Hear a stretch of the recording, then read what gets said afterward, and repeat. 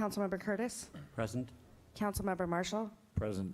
Councilmember Shrebnick, Here. Mayor Baker, Deputy Mayor Herbig, Here. Councilmember Smith. Here. Next item on the agenda is flag salute. If you please stand and join me. I pledge allegiance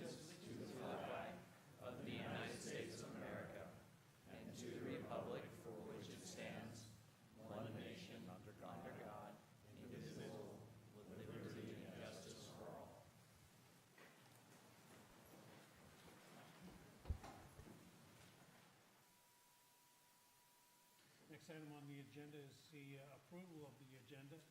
If there are no changes and no objections, the agenda will stand approved as written. As modified? Didn't we modify it to go back to executive session? No, we started the meeting, yeah, we started the meeting, we went into executive. So that's already one modification for the agenda, right? That's a good point.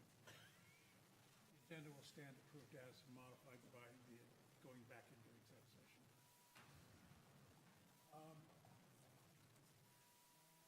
Right. Next item on the agenda is a proclamation. Whereas every day 100 Americans are killed by gun violence, and on the average there are nearly 13,000 gun homicides every year. And whereas protecting public safety in the community is the city of Kenmore's highest responsibility. And whereas support for the Second Amendment rights of law-abiding citizens goes hand in hand with keeping guns away from people with dangerous histories. And whereas in January 2013, Padilla Pendleton, a teenager who marched in President Obama's second inaugural parade, was tragically shot and killed just weeks later. Should now be celebrating her 22nd birthday. And whereas to help honor Padilla and the 100 Americans whose lives were cut short and the countless survivors who are injured by shootings every day, the National Coalition of Organizations has designated June 7, 2019, the first Friday in June, as the 5th National Gun Violence Awareness Day. Whereas the idea was inspired by a group of Padilla's friends who asked their classmates to commemorate her life by wearing orange. They chose this color because hunters wear orange to announce themselves to other hunters when out in the woods. And orange is a color that symbolizes the value of human life. And whereas anyone can join this campaign by pledging to wear orange on June 7th, the first Friday in June 2019, to help raise awareness about gun violence. Whereas by wearing orange on June 7th, 2019, Americans will raise awareness about gun violence and honor the lives of gun violence victims and survivors. And whereas we renew our commitment to reduce gun violence and pledge to do all we can to keep firearms out of the wrong hands and encourage responsible gun ownership to help keep our children safe. Now, therefore, I, David Baker, Mayor, City of Kenmore, Washington, on behalf of the City Council, declare the first Friday in June, June 7th, 2019, the National Gun Violence Awareness Day in the City of Kenmore. I encourage all citizens to support their local community's efforts to prevent the tragic effects of gun violence and to honor and value human lives. Chad Bates, I believe you're here with the group. If you want to come forward, we will give you the proclamation and take a picture. Thank you.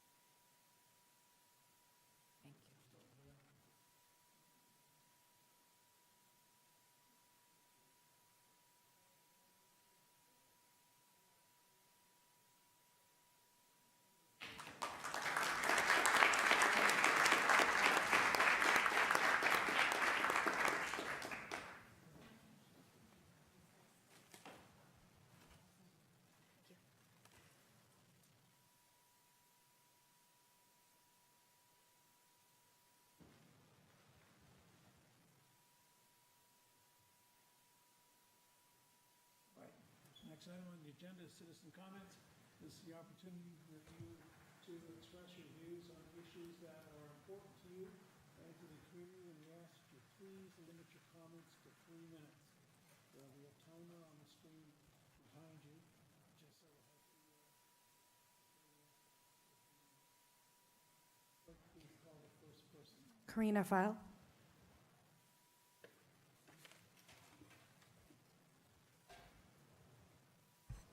Hello, I'm Karina File, resident of Kenmore, and I'm here today on behalf of Reverend Anya Hellman and the community that's organizing a Kenmore Pride.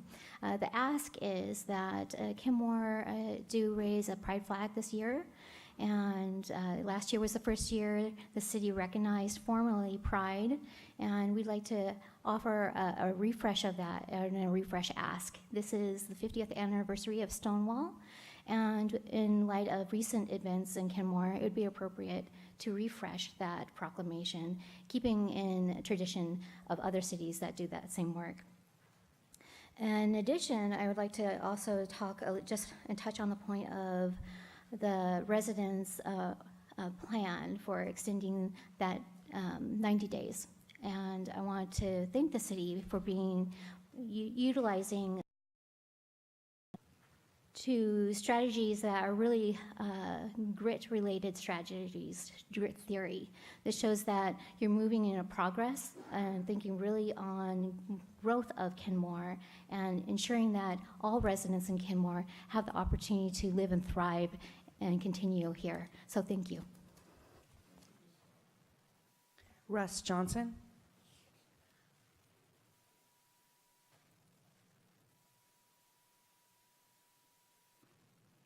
Good evening, I'm Russ Johnson. I've been a resident in Kenmore for 41 years. In a previous council meeting, I recognized the good work of the city council and city managers in working with Puget Sound Energy to improve our electrical grid here.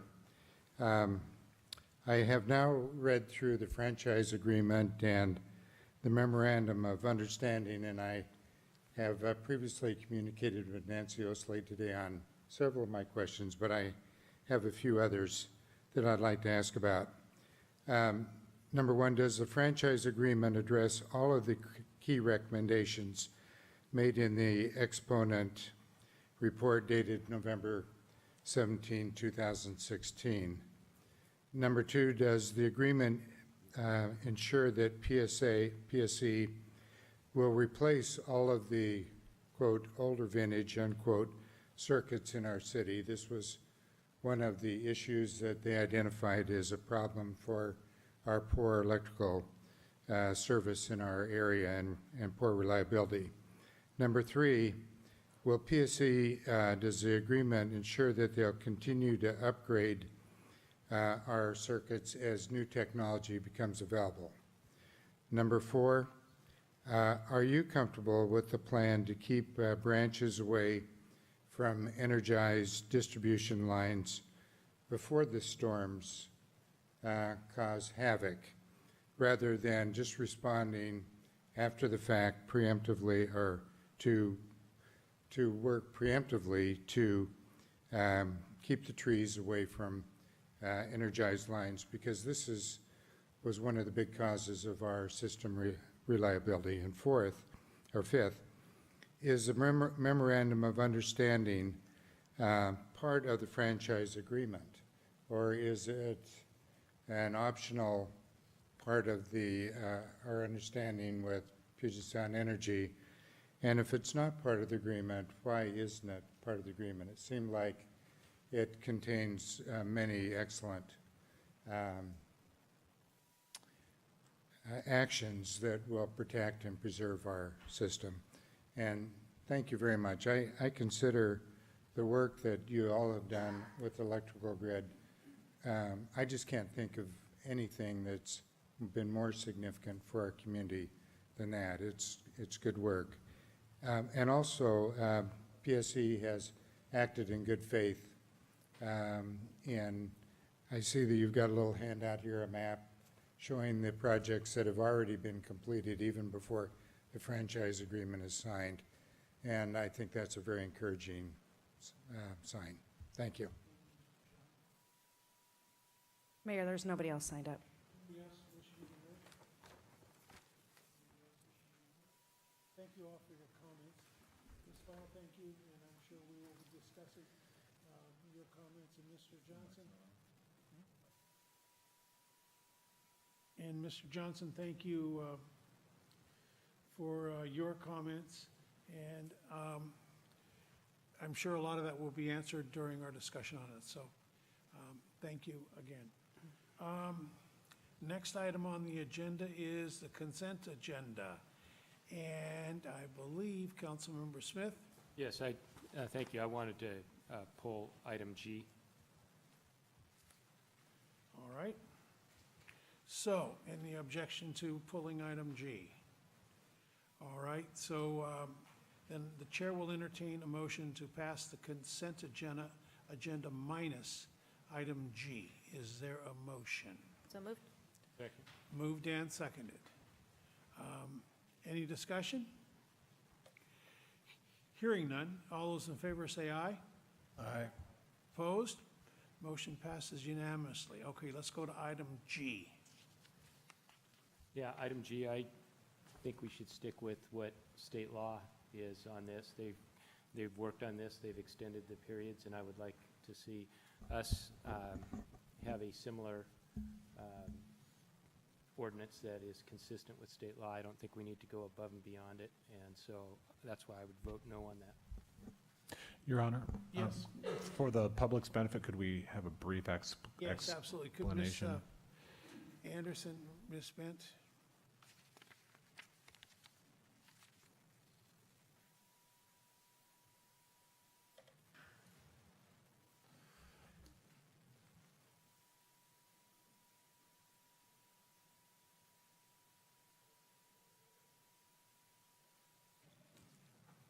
So if we could get an explanation then of ordinance number 19-0484, codifying a longer notice of rent increase. Sure. Good evening, Mayor and members of the City Council. So the rent notification increase was a way to increase the period of time for a landlord to notify a tenant of an increase of rent. And in this particular case, it was a notice of rent that was more than 10% over the course of a year. So the state, at the time you initially discussed this, there was just a 30-day limitation. The state now has provided for a 60-day notice of rent increase. I think at your last meeting you discussed this topic, and so we then prepared the ordinance reflecting the 90 days for that 10% increase. The difference between this ordinance and the version that you of the regulations that you saw last time is that the effective date has been changed so that there would be a longer time period within which a landlord would be notified of this new rule. So that is September 1st, 2019. Any questions? Councilmember Smith, would you care to make a motion? I would move that we do not approve it. I would like to see us stay with state law. I will second it for discussion. Any further discussion? Hearing none, seeing none, will the clerk please take the roll? And the motion then is to not pass item G. Councilmember Curtis? Yes. Yes to not passing the ordinance. Yeah. Councilmember Marshall? No. Councilmember Danuski? No. Councilmember Shrevenick? No. Mayor Baker? No. Deputy Mayor Herbig? No. Councilmember Smith? Yes. Failed. 2-5. All right.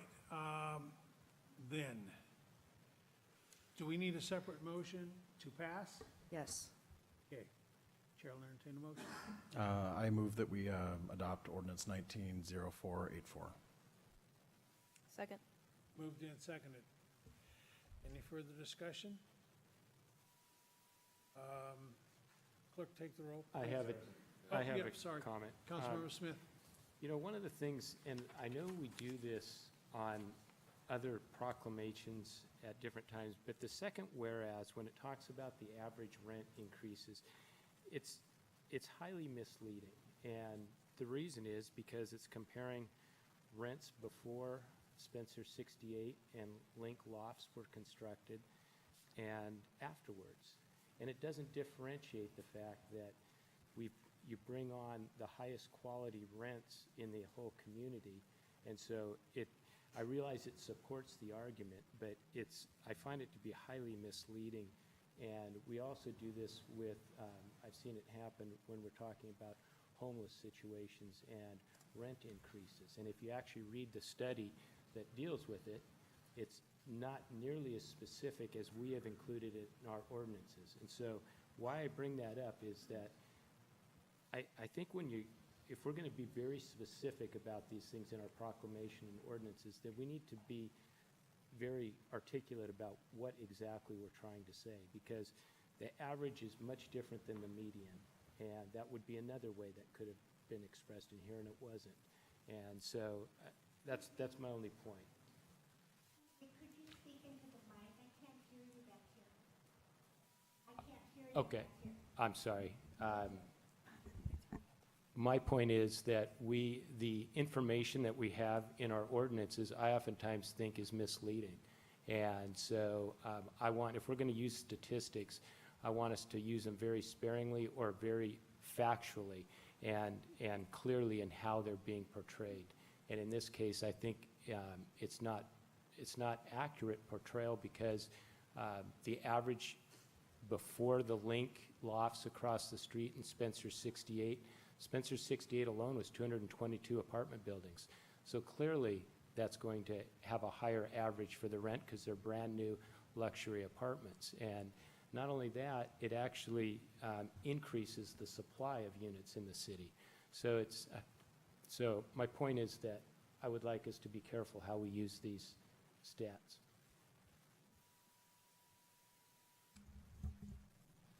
Any further comments? Councilmember Shrubnik? It's actually a question. Do we have a rough idea of how many total rental units there are in the city? That would give us a sense of how much it's been impacted by Spencer 68? I don't know that number off the top of my head. Deputy Mayor?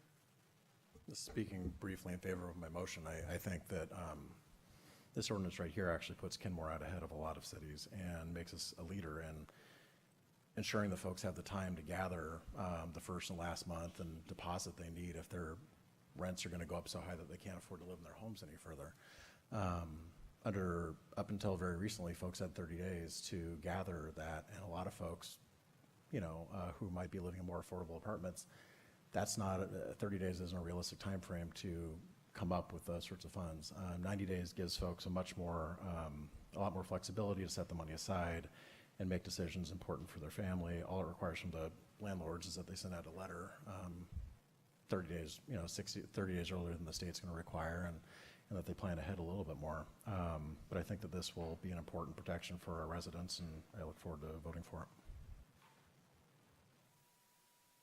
Any other comments?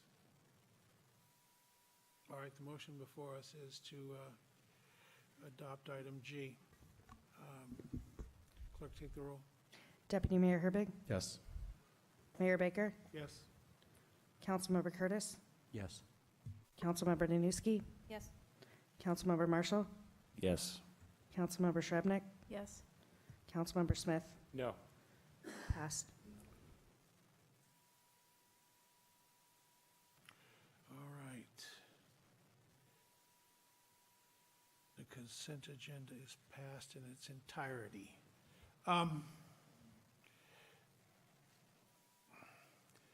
Next item on the agenda is a public hearing. The public hearing is on resolution number 19-320, approving an open space classification for the Menard property, King County tax parcel number 142-604-9013.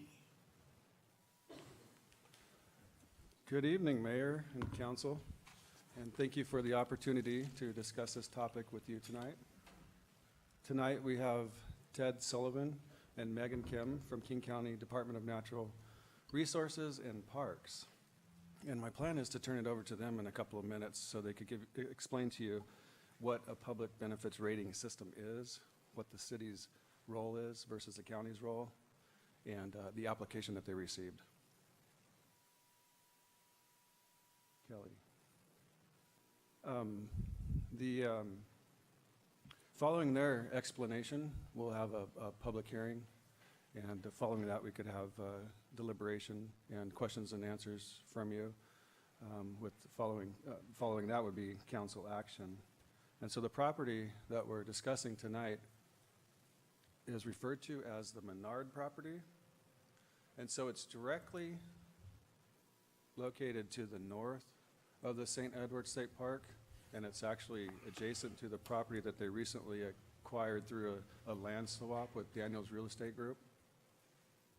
I'll point it out here so people in the audience will know which property we're talking about. If it's hard to see, let me know, and I could probably change something. But it's basically the 6.5 acres at the end of 59th Place, 59th Lane Northeast. With that, I think I'm going to turn it over to Megan Kim from King County. Hi, my name is Megan Kim, and I am a program analyst for the Public Benefit Rating System program at King County. The public benefit... Is your mic on? Is it? Do I need to get closer? Yeah, you need to get closer. All right. All right. Is that better now? Okay. And who are you with? Sorry. I'm Megan Kim. I'm with the Public Benefit Rating System program, King County. Okay. The Public Benefit Rating System program is a state mandated program through RCW 8434. And it,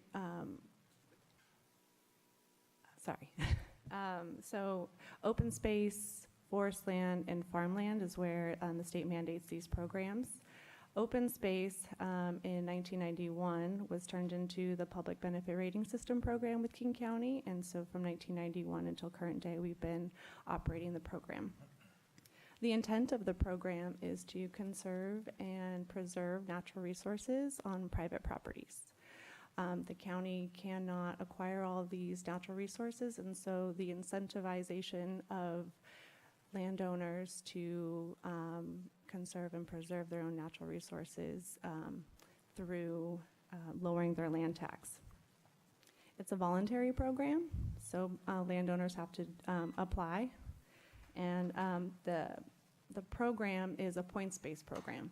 So there's 19 different categories, and each category has a point value associated with it.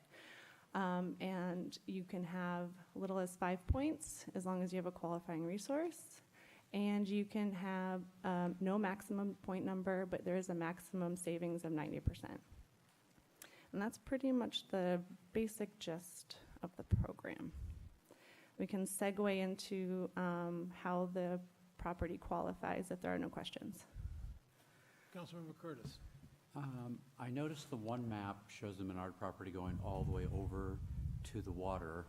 Is it a combination of 14925 and 14915?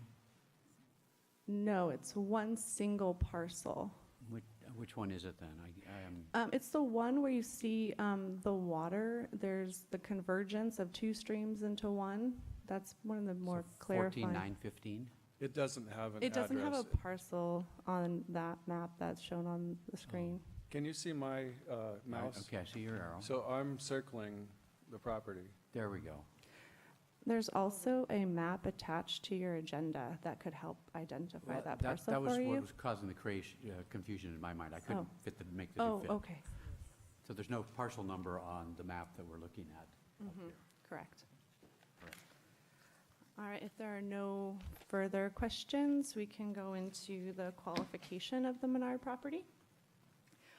So the Menard property is 6.46 acres. It is natively vegetated coniferous forests. The open space has native understory. There are, on the map, you can see that there are 2 type 3 streams that converge into one and then make their way out to Lake Washington. The property also has habitat for pileated woodpecker, also is salmonid habitat, being on the shoreline of Lake Washington. And one of the really key features for public access is that it has walking trails on it that connect 59th Place Northeast with the state park to the south. So we have recommended that there are 7 categories that would qualify for this property. The public recreation area, buffer to public or current use classified land, significant wildlife or salmonid habitat, special animal site, surface water quality buffer, urban open space, and watershed protection area. Additionally, there are 2 bonus categories that this property qualifies for, and that is the additional surface water quality buffer and the unlimited public access. So if there are any questions on why or why not categories were assessed that way, I'd be happy to answer those. If there are no questions, we're recommending that the point total is 41 points, which is 10% of market value and 90% reduction for the portion of the property enrolled, which is the entire property. Councilmember Marshall. Thank you very much. I'm intimately familiar with the property, and one burning question is, and it's probably rather obvious, does the designation then is certainly for tax purposes for open space, but does that mean then with that designation the property cannot be residentially developed later or otherwise developed? Does it affect, how does it affect development? Well, it is a voluntary program, and so that you can remove yourself from the program, you do need to pay a penalty. So the last 7 years interest and possibly a penalty to remove. So potentially it could be developed, but that would be up to the landowners should they want to come out of the program. Okay. Go ahead. Councilmember Shrubnik. I think Councilmember Danuski might have asked this last week, but your comment made me wonder again. So if the property is sold to another person, would this, I mean, it sounds like it's voluntary. It wouldn't be transferred to the new owner? It can be, yes. We do sales on pretty much a weekly basis where we just work with the landowner, the buyer and the seller. We educate the buyer on how the property is enrolled, and then it would be up to them to either continue on or they would have to pay the compensating taxes to remove. Oh, Ted would like to speak. I do speak. So Ted, for the record, Ted Sullivan with King County Department of Natural Resources and Parks. To your point, when a property is sold through the escrow and all the closing documents, they'll sign something called notice of continuance.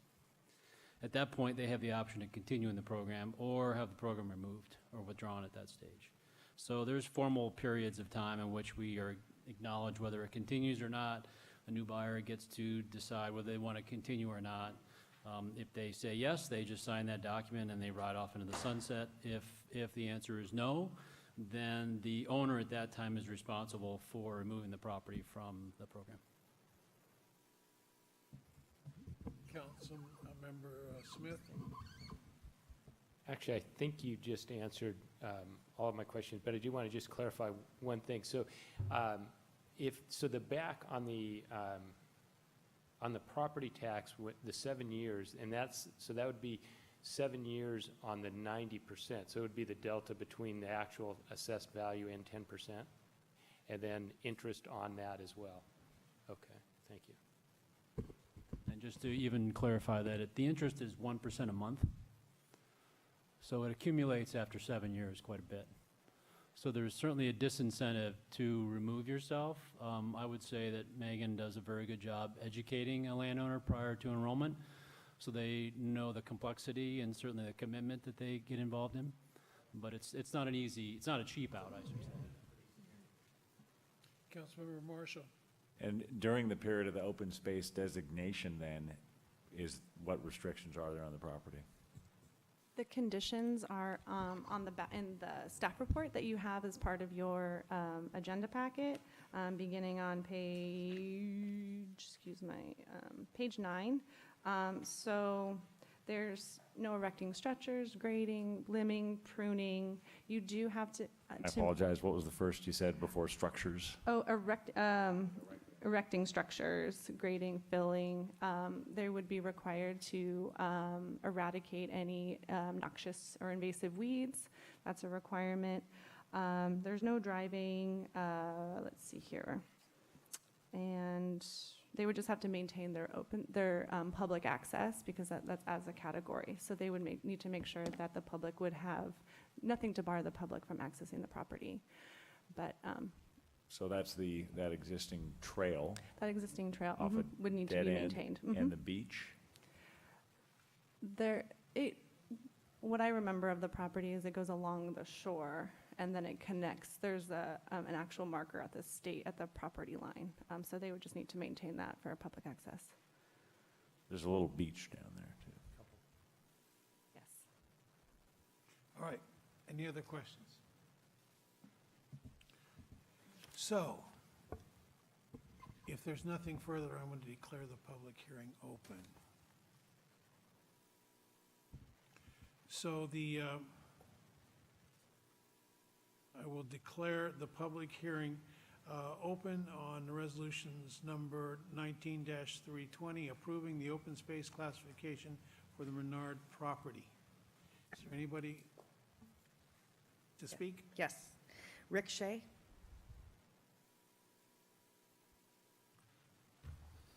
Thank you. Can you hear me okay? If you can leave this up, I appreciate it, because I think it'll make the points I want to make. My name's Rick Shea. My wife and I own 2 tax parcels. Actually, one of them is up there, 14,925. The other one is not listed up there, but it's right to the west of that. So we own 2 pieces that border the Menards property. And we're on the north, obviously, the north part of that piece of property. One piece has our driveway and a house on it. The other piece is landscaped and does not have a structure on it. And as stated in the documents that are in the documents that you folks have presented, the property, the Menard property is accessed. Once you leave 59th Place, you actually enter a private road. That private road is our driveway. And that private road then is an access to 4 pieces of property. I'm sorry for the crude drawing here. I should have presented slides, but our property is the 2 green pieces.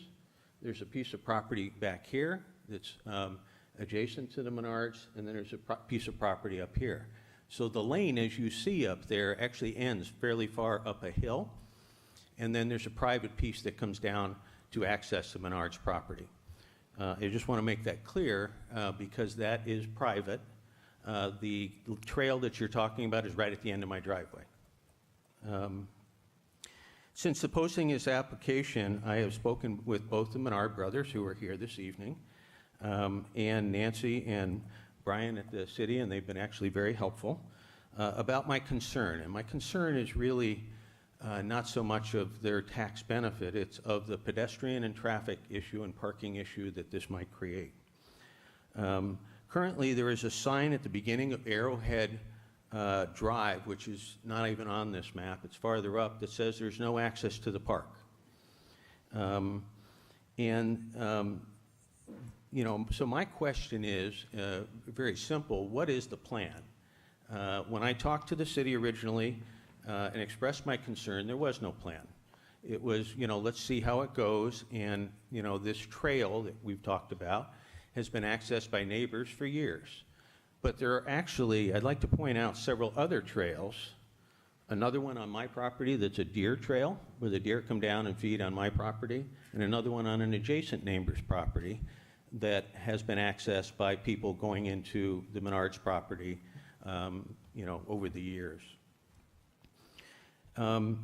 It should be noted that if you wanted to go into St. Edward's Park, you actually either have to have a discovery pass or you have to pay $5 to park. Once people realize that the North Trail, which I'm calling the trail at the end of my driveway, is open to the public, our parking issue in that neighborhood is going to be pretty severe. And it's going to be free parking for those that want to get into the park. The street, 59th Lane, is not a regular street, or 59th Place is not a regular street. It's a small street. The private property at the end of that street that accesses that trail is even smaller. That's my driveway. And if people start parking there, you can't get fire trucks down there. You couldn't get emergency vehicles down there. It's a real concern from my perspective. So the pedestrian issue right now, on average, is 10, 15 people on a weekend will access that to go into the park, mainly neighbors. During the week, there's very few people. They're walking their dogs or something like that. And that's been going on for 20 years. We've lived there 20 years. If this were to change and all of a sudden 50 people a day and 100 people a day or on a weekend start going and using that private access to get into that park, I have a problem with that. Waiting for it to be a problem is not a solution. That's really dealing with it after the fact, and there's no leverage, there's no situation to fix that. So I'm asking the city to consider an option. When I talked to Brian about this, actually, he asked me, what do you think would be a good option? And I didn't really have one except for signage, and that's not honestly a very good option. So one way to deal with this is to designate that the North Trail is not an access trail to the park. The North Trail, meaning that North Trail at the end of my driveway, is not an access to the park, and that the Menard open space, it can only be accessed through the south part of the property, which is the park. It wouldn't change the public good recreation aspect of the redesignation, wouldn't change the points received in their evaluation, which you had talked about, the points that build up to it qualifying. It would allow the Menards to receive their tax benefit, which I applaud them for. I think that's a good thing. It ensures the privacy and inherent kind of solidarity of our neighborhood. Better ensures clear access for fire and emergency vehicles.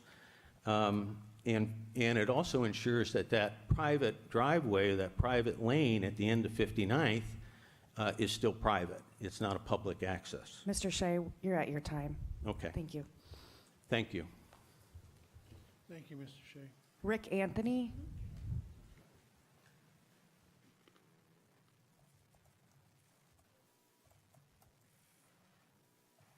Thank you. My name is Rick Anthony, and my wife Patty and I have been fortunate enough to call Arrowhead Point our home for the past 50 years. First, I'd like to thank the city for their support through the past few years in helping our community deal with an ongoing problem. My wife and I have had the pleasure of getting to know Everett Laurie Menard, the father of the Menard brothers, who I believe are the current caretakers of the property in question. We have the utmost respect for Laurie, his family, and their views and actions towards maintaining the natural integrity of the property. We have always appreciated the family's decision and willingness to leave their property in its natural state. However, we understand their decision to move in a slightly different direction with their property at this time. Our current home views over the majority of the current parking in the Arrowhead Point community. There are approximately 12 available non-intrusive places to park on the public right-of-way in our area. I mean, that's places that are kind of, parking spots that are kind of not going to cause issues. Of those 12, and I went around today and I counted, how many available spots there were. Of those 12, there are 3 spaces generally taken up by homeowners who have no other parking option. And that's hopefully if one of our neighbors doesn't start piling the whole area with cars, as he has frequently done in the past. On a good day, at least 3 to 5 of the other 9 spaces are taken up with the occasional temporary homeowner vehicle overflow. That leaves about 4 spaces for visitors, service workers, etc. No question about it, parking is at a premium. We have historically had people from out of the area access St. Edward's Park through Arrowhead Point. Many of them knowingly trespass through the Menards property. It's an easy access to the shoreline. These park users are generally parked in our area, sometimes responsibly, and others, they just park in inappropriate areas. Portions of Arrowhead Drive are bottlenecks, and all of 59th Place Northeast is one lane. You know, a lot of realistically, Arrowhead Drive is pretty much a one-lane road too, although you can sometimes squeeze two down. With an inflow of visitors to the park using the point as an access and parking their vehicles, we have concerns about access for homeowners, emergency vehicles, large service vehicles, and so on. What we would hope is that the council will really work with the Arrowhead Point community if it continues to move in a direction towards adopting the Menards proposal. And I mean, we're not against the Menards proposal at all, but we just ask that the council and the city work with the community so that, you know, we don't have a real problem. So, thank you very much. Thanks. Michael Menard? Mr. Anthony? Michael Menard? I'm headed up there, I'm slow. Oh, I okay. have multiple sclerosis, but I'm happy to be here, and I'm really impressed by this council and this council hall and our neighbors that we don't get to see enough because we're from the wrong side of the lake. And in 1948, my mom's dad gave my newly wedded parents, our newly wedded parents, that's Frank, my brother, and little property on Mercer Island as their starter home. And my dad said, I'd rather have wilderness. So for the same money, he got those 6.48 acres with a stream on it, because my dad's a wilderness guy. He's still living, he's 93. Frank and I and our dead elder brother's niece, Sarah, in Brooklyn, we all want to keep this land in that vision. We can't afford $44,000 a year in taxes because we have kind of simple jobs, and we're just asking for a tax break. We're not asking for anything else. I understand the concern about parking. I don't completely see how that fits in with Frank and Sarah's and my search for tax shelter. I guess maybe the argument is if we get tax sheltered, then the public is going to swarm this place. But I don't think they're even going to know that anything has changed, right? Is that right? I mean, if we get tax sheltering, does the word go out that now everybody can come and visit the land? We don't put anything out. Okay. This is actually a chance for you to address us. And All right, sorry, yeah, Mayor. No, that's fine. I'm just, that's the point I wanted to make. We're searching to get a chance to keep this land undeveloped. But as simple folk, we can't really afford to do that any longer. So if you can help us, thank you. Thank you, Mr. Menard. Frank Menard? I'll pass it this time. My brother says it so well. Thank you, Mike. Isn't he a great brother? Mayor, there's nobody else signed up. Anybody else wishing to speak on Resolution 19-320? Yes, if you will please, at the end, go sign paper at the clerk's desk. So my name is Karen Shea. Rick Shea is my husband. And I just wanted to bring up a quick question for you to consider. And so based on the documents that were provided to us, they addressed the tax grant in that you wouldn't be foregoing the tax. They would be getting the tax break, and then it would be allocated to a district. So I wasn't able to understand what constitutes a district. Is it all of Kenmore, or is it the Arrowhead neighborhood? Because clearly, if they get the tax break, you're still going to want the taxes, so then other people will be carrying the burden of the rest of the taxes that aren't being collected from the Menards. So I just want to understand what constitutes a district and who will be sharing in that responsibility. Thank you very much, Ms. Shea. Thank you. Anybody else? Anybody else? Thank you, Mr. Shea and Mr. Anthony and both Mr. Menards. We are going to be discussing this. I'm sure you'll be here for it. Mrs. Shea, I think that's a good question. The district comprises, it's a taxing district that comprises the Kenmore Lake Forest Park area?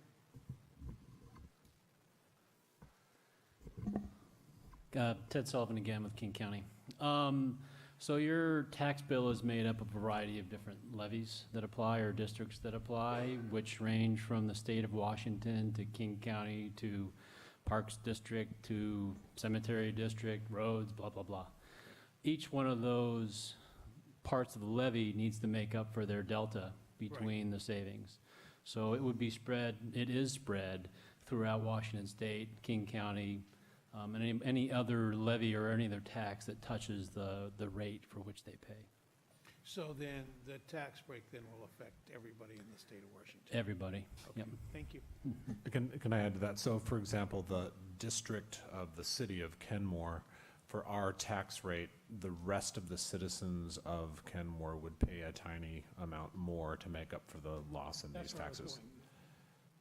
The residents of Kenmore only, or everybody in the state would pay a little? So all the districts, so whether it's King County property tax or state of Washington property tax or the flood district or all those other districts, fire, schools. But if you want to look at just the city of Kenmore, and we charge a little over $1 per thousand. So if you want to look at that rate, then, and what, to make up for that loss in the city's share, which is like $5,000 or $6,000 a year in property tax from this property, to make up for that loss in property tax, all the property owners in Kenmore will pay a little bit more next year. Thank you. So if nobody else wishes to be heard, I will declare the public. Sorry, approximately how much more? I got to close the public. I can tell you, because I just calculated. Let me close the public hearing and we can get into that. So I'll declare the public hearing closed. Mr. Smith. It's about 6,000 roughly, not knowing exactly what the percentage, the city percentage, I factored that like 11 or 12% of the total tax bill. And so that comes out to around 6,000. And so you disperse the 6,000 among the city residents. That would be our district share. Is that correct? Yeah, you'd disperse it across about 10,000 parcels in the city. Yep. So it's less than $1. Yep. Okay. Fine. Councilor Shrubnik. I have a tripartite question. So regarding this issue that we just discussed, which there's a lot of taxing districts, we're one of them. Do you go to everyone to get approval? Or do you get to drive the train with just us? For the next 2 years, I'll be talking, no. Yeah, I don't know how it works. So what basically the law allows is the two jurisdictions get to approve this application because they know what they're affecting by shifting the tax dollars. And actually, they're shifting assessment amount. They're not actually moving taxes, they're just shifting valuations. Yeah. So that's why it requires both jurisdictions, the city and the county, to grant this approval because they are the only bodies that are able to affect taxes. Okay, so second question is, if there was a restriction on parking or a variation on that would be a designation that there isn't access to the park from the north side, would that impact your decision at all? No, No, the short answer okay. is no, because the property is still Right. used by the public. It still has all the natural resource benefits associated with Right, it. You've just okay. changed the entry point. Right, Um, okay.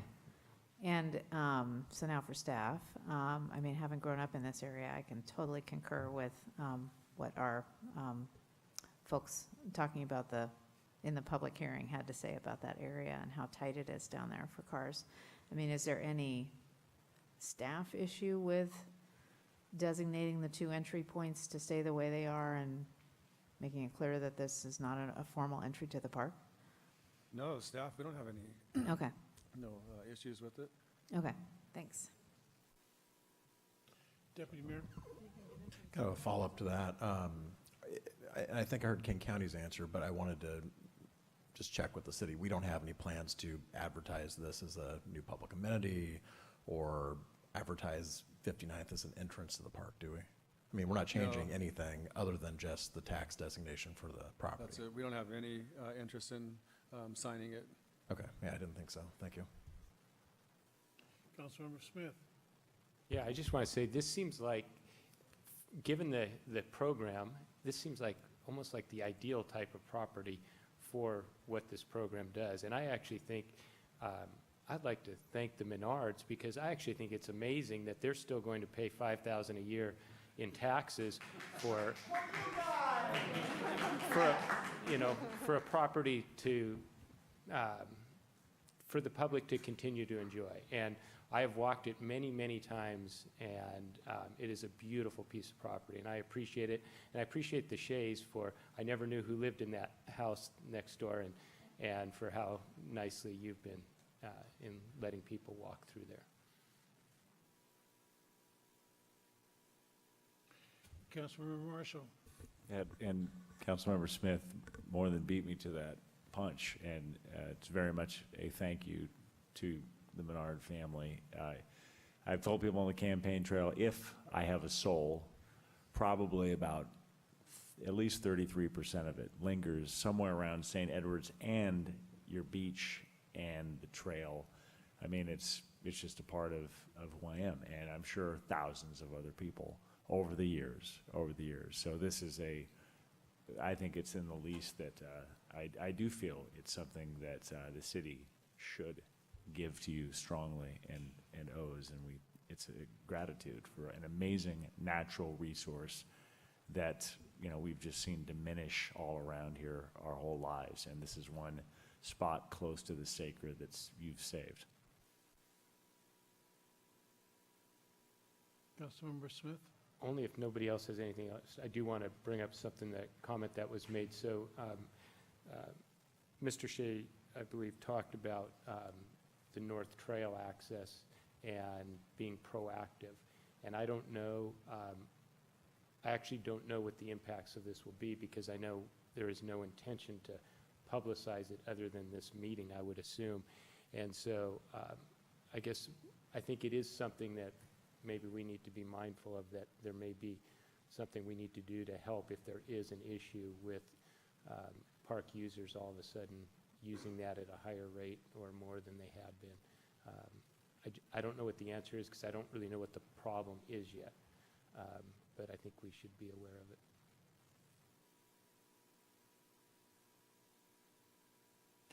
All right, so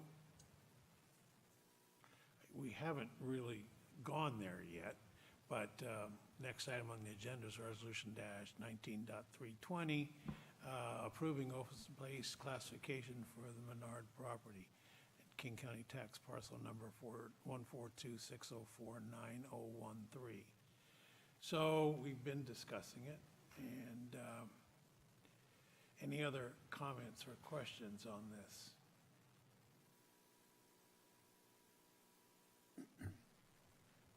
I guess, in some respects, I understand the Shay's concern, and it would really be nice to be somewhat proactive on this if we can, on the potential problems with the community, because the roads are small, the parking is very limited. I certainly don't know how to do that, but I would certainly love to be able to address this before it becomes a major problem. Mr. Shea, and Mr. Shea certainly didn't ask for people to be tromping across their driveway and stuff to gain access to the park, nor take up precious parking spaces on that private street. So, yeah, I mean, I'm not about to sit and tell you the solutions, but I would love to be able to be a little bit proactive instead of reactive to this. Yeah, there's two differences. One is the parking, the car access, and one is the pedestrian access. And I heard Mr. Shea mention, I think I heard him correctly, mention that he wanted to prevent any access from the north through that road. If that's the case, it's a little bit different than managing a parking situation on that access tract or along 59th Place Northeast. If it's a parking, just a lone parking concern at this point, I think that we have a fairly good solution that might work. What we were thinking was putting a sign at the end of the public road that says this is the end of a public road, so it's really obvious that you're leaving a public road and now you're going onto private property. Also, there's a intersection sign just where 59th Place starts, and it's not really clear that it's a dead end or a no outlet, and so we could put a no outlet sign on that sign so people potentially wouldn't drive that way. And as it relates to parking along the Arrowhead Drive Street, is what we've been telling the rest of the community up to this point is, you know, as long as it's legally parked on the street, then that's okay, regardless of who's using it.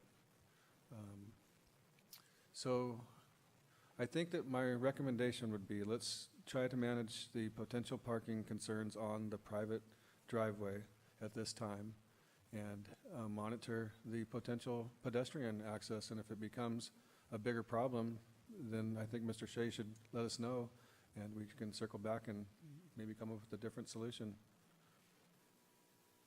Councilmember Trubney?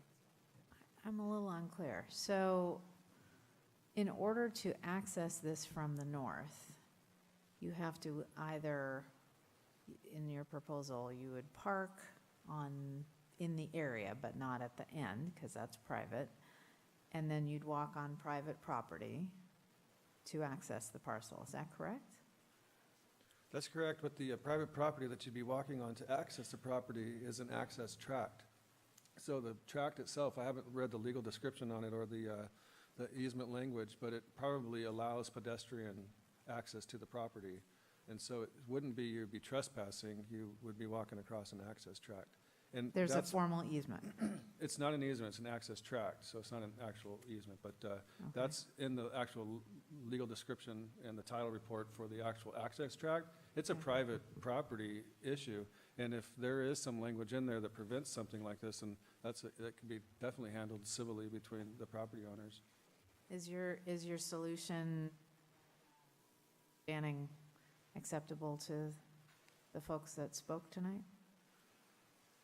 It was before tonight, so I don't know if it will be now.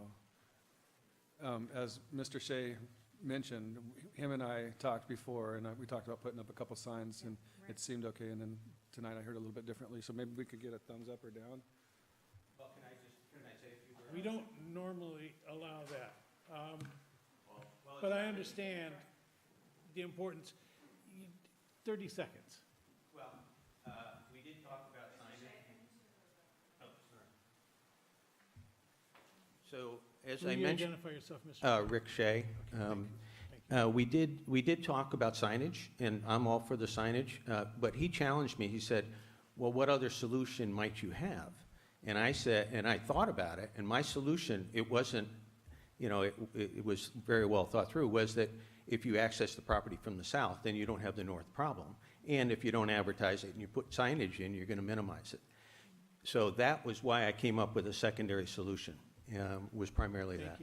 Thank you, Mr. Shea. Did you have something different? And you haven't spoken before, but is that basically the same? We have the same, we live down 59. Okay. So we have. Sir, you have to go to the microphone, You have to please. go to the microphone. Thank you. And if you'd please state your name, but please limit it to 30 seconds because I'm we Gordon really have a lot to Spencer. I get through. live at 15008 58th Lane Northeast. We have not only the people coming accessing the park through the shades, but we also coming down 59th Lane. We have people coming through there and going through the Shoning's property, which is right next to the property in question. So this is not going to be good. Thank you very much. We have a problem now. Councilmember Curtis. I think we need to stay focused on what we're discussing, which is tax Right. abatement, basically. And the other things can be managed, but it's not part of the ordinance. Anything else? Councilmember Shrubnik. Just a point of clarification on that. I was a little unclear what was part of the ordinance. It looks like the ordinance ends with the signature part, but then there's, lots of attachments, including their application, which specifically says the property is accessed through 59th, and that's what confused me. So I don't, what is the ordinance that we are passing? The, excuse me, the property, and Megan can clarify this if I'm incorrect, the property that's going to be benefiting from the public benefits rating system is just the 6.5 acres at Menard Zone and not the access tract.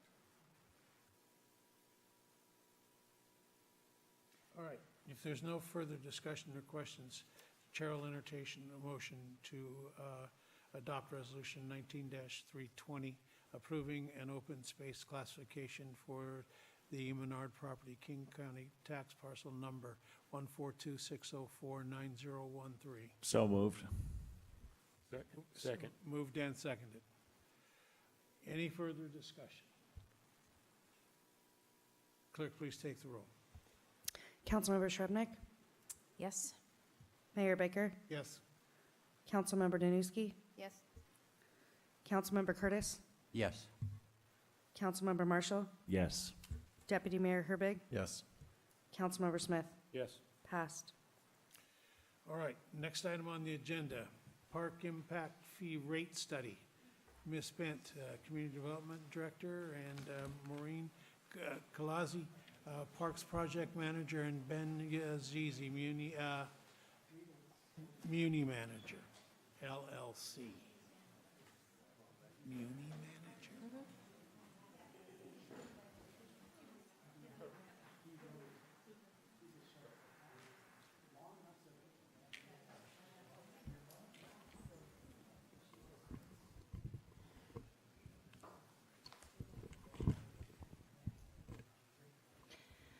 Good evening, Council. So with me this evening, I have Maureen Kalaisi, who's the Park Project Manager, and Ben Yazigi, who's a consultant with Muni Manage. So we're here this evening to present the results of a Park Impact Fee Rate Study. This is an update to a 2001 rate study. So it was overdue to be updated, so we asked Ben to work with us on that update. So what are park impact fees? Those are charges paid by new residential development to reimburse the city for the cost of new public park facilities and improvements that will reasonably then benefit the occupants of the new development. So Ben is going to walk you through a presentation to show you the results of the study. And what we're looking for tonight is council direction on what those updated park impact fee rates should be and when those fees should go into effect. Based on council direction, we would then need to bring back an ordinance for your consideration and a public hearing. So on that note, I would now like to turn it over to Ben to run through the presentation. Thank you. Thank you, Debbie.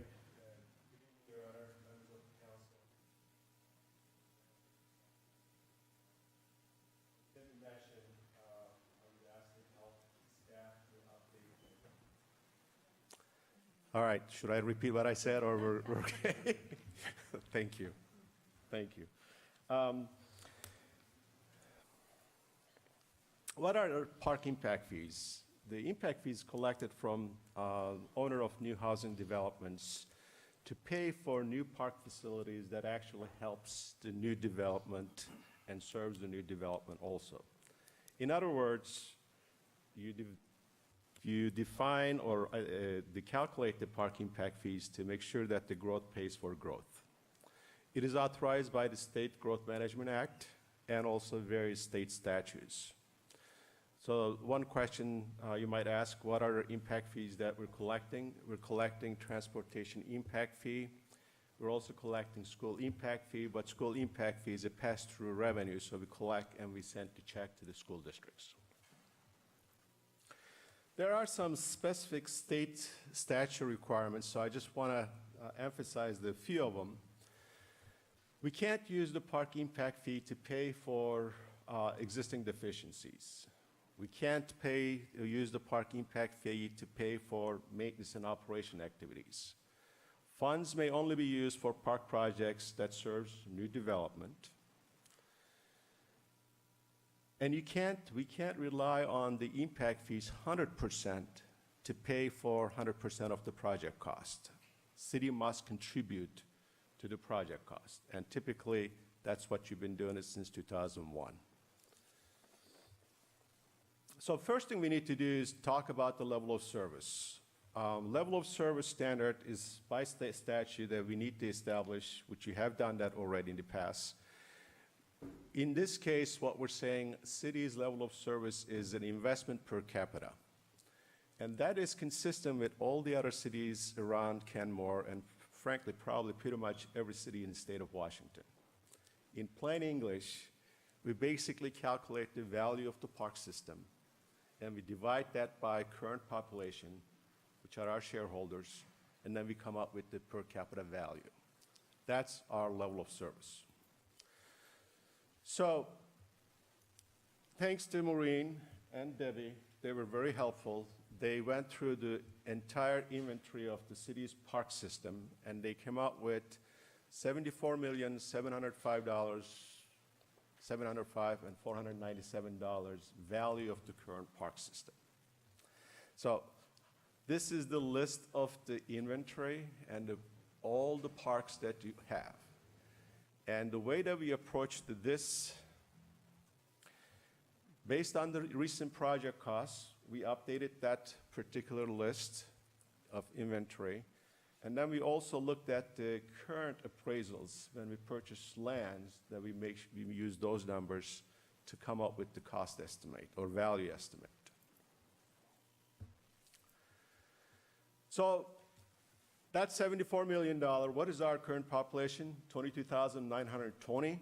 And when you divide that $74 million with our current population, this is the value per capita. It's our level of service in Kenmore.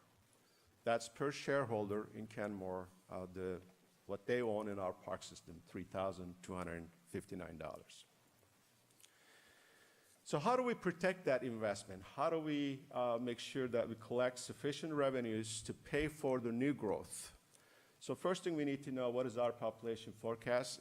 And that is already been identified in New York City's comprehensive facilities plan, comprehensive plan. By 2035, we're expected to have 28,473 people living in the city of Kenmore. That's about, that's 5,553 more people that we're adding to our current population. So if you want to maintain the current level of service, we think that the per capita investment or value that we had identified and multiply that by the population number, then we come up with the investment needed for growth to maintain the current level of services. But we can't use that number by itself.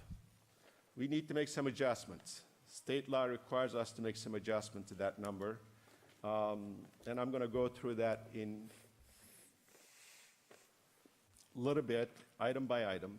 But the most important one is that we need to do some checkpoints. Checkpoints number one is, do you have a capital facilities plan, adopted capital facilities plan by the council?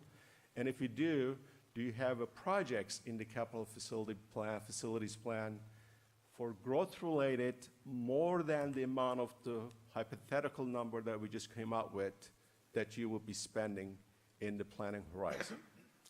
And all the answers to that is yes. You do have a capital facilities plan. You adopted that in 2015 and updated in 2018. We just recently, thanks to Maureen and Debbie, updated the cost estimates of the projects. We removed the completed projects from this list. And then we took the entire list, then we went through project by project to see how much of that project, each project, is growth-related. If it's not 100% growth-related, how much of it is a maintenance and operation activity-related?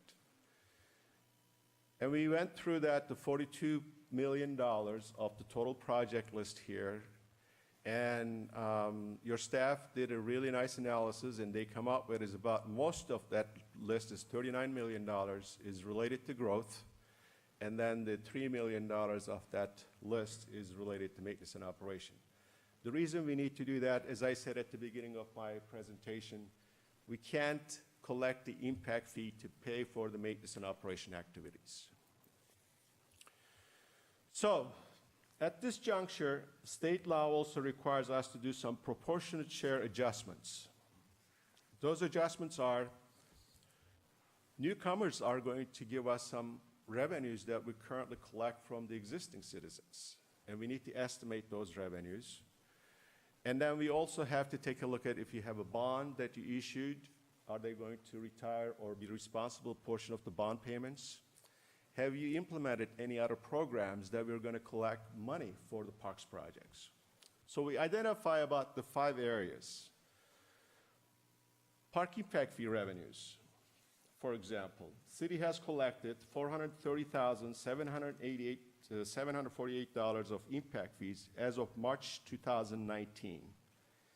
Even though some of these funds are obligated for the future park facilities in capital facilities plan, they need to be deducted from the investment need for growth to avoid double payment for the same facilities.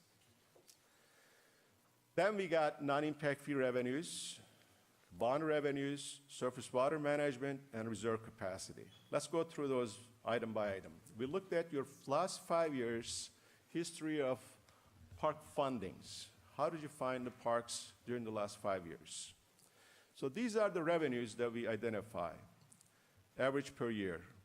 We're getting King County levy money, Parks and Maintenance and Operation levy.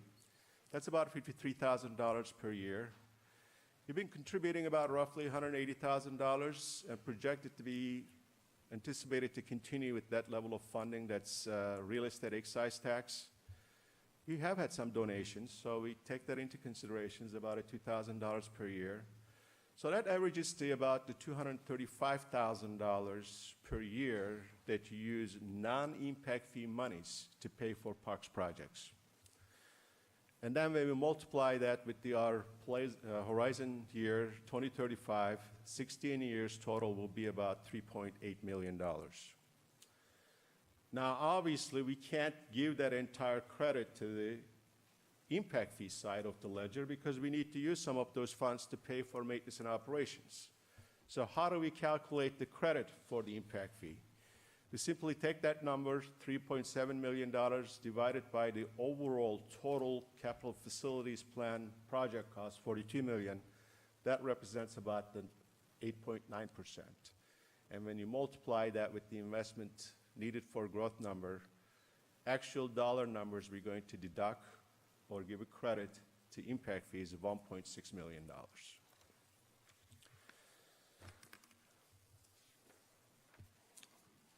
You have also issued general obligation bonds to pay a portion of capacity related to park facilities, Square Landing Park and Log Boom Park. Total fund contribution for these facilities is about $8.3 million. New development activity will assume its proportionate share of this bond obligation through payment of their property taxes. So estimate that is, here's the $8.3 million. We're going to add 5,553 people on our planning horizon of 28,473 people. That represents about 19.5%.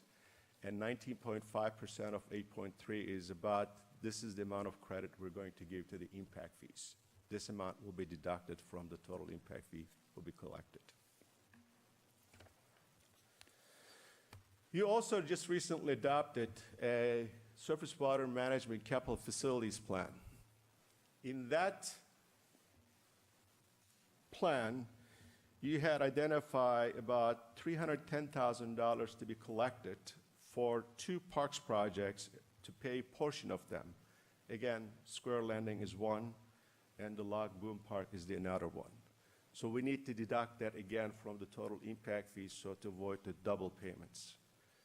This is going very serious, so we need to throw in some humor here. Councilmember Smith, you know, I know you're always for efficiency, so you recommended the 6 workers here, storm drainage workers right here. They did a really fine job, but they were overqualified. So we got some new workers right here on the right side that these youngsters are helping us. Let's keep going. Reserve capacity adjustments, we basically said our current capacity is, our standard is equal to current level of parks and recreation facilities per capacity. This means there is no deficiency, there is no reserve capacity. The fee is simply designated to stay in the current level of service by keeping up with growth. So let's add up these credits or proportional adjustments. $431,000 for park impact fee revenues, $1.6 million non-impact fee revenues, 1.6 again for the bond revenues, $310,000 for the surface water management capital facilities credit. That adds up to $3.9,078,230.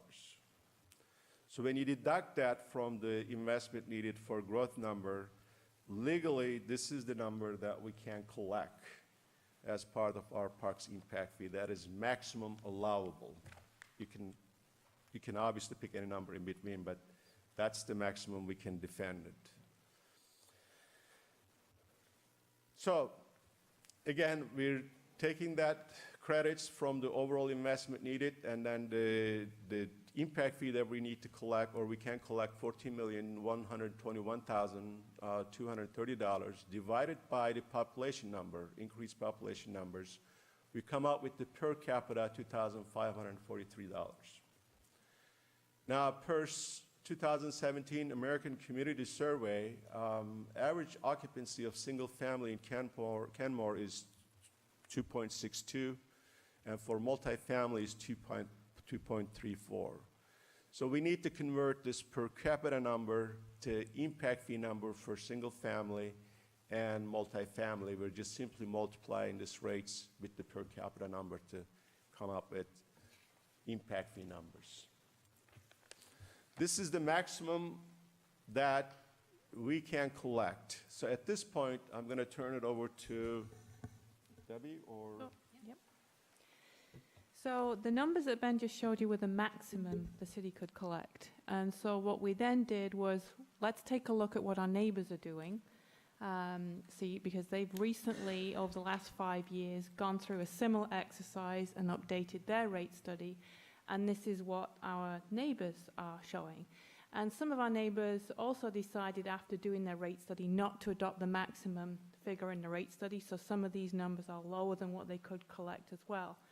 So this is basically showing you what our neighbors do. So what we then decided then is let's use this and set the Kenmore rate at the average of those 6 neighboring jurisdictions. And what that then does is establishes the rate for single family, multifamily, and mobile home sort of within the range of what our neighbors are doing. So that's what we did, and that's what we're recommending. So even though you could collect a higher fee based on the rate study and Ben's numbers, we felt that it would sort of be more palatable, if you like, if we were comparable to our neighbours.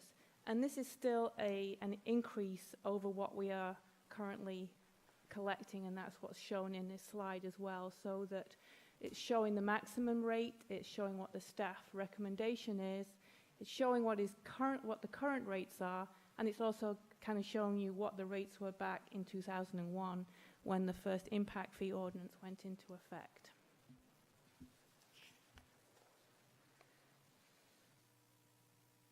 I know, just to sort of kind of give the full picture, although we're only talking about collection of park impact fees, also wanted to show you what other fees the city is collecting, so to kind of show the impact of what that would mean to a new single family or a new multi-family.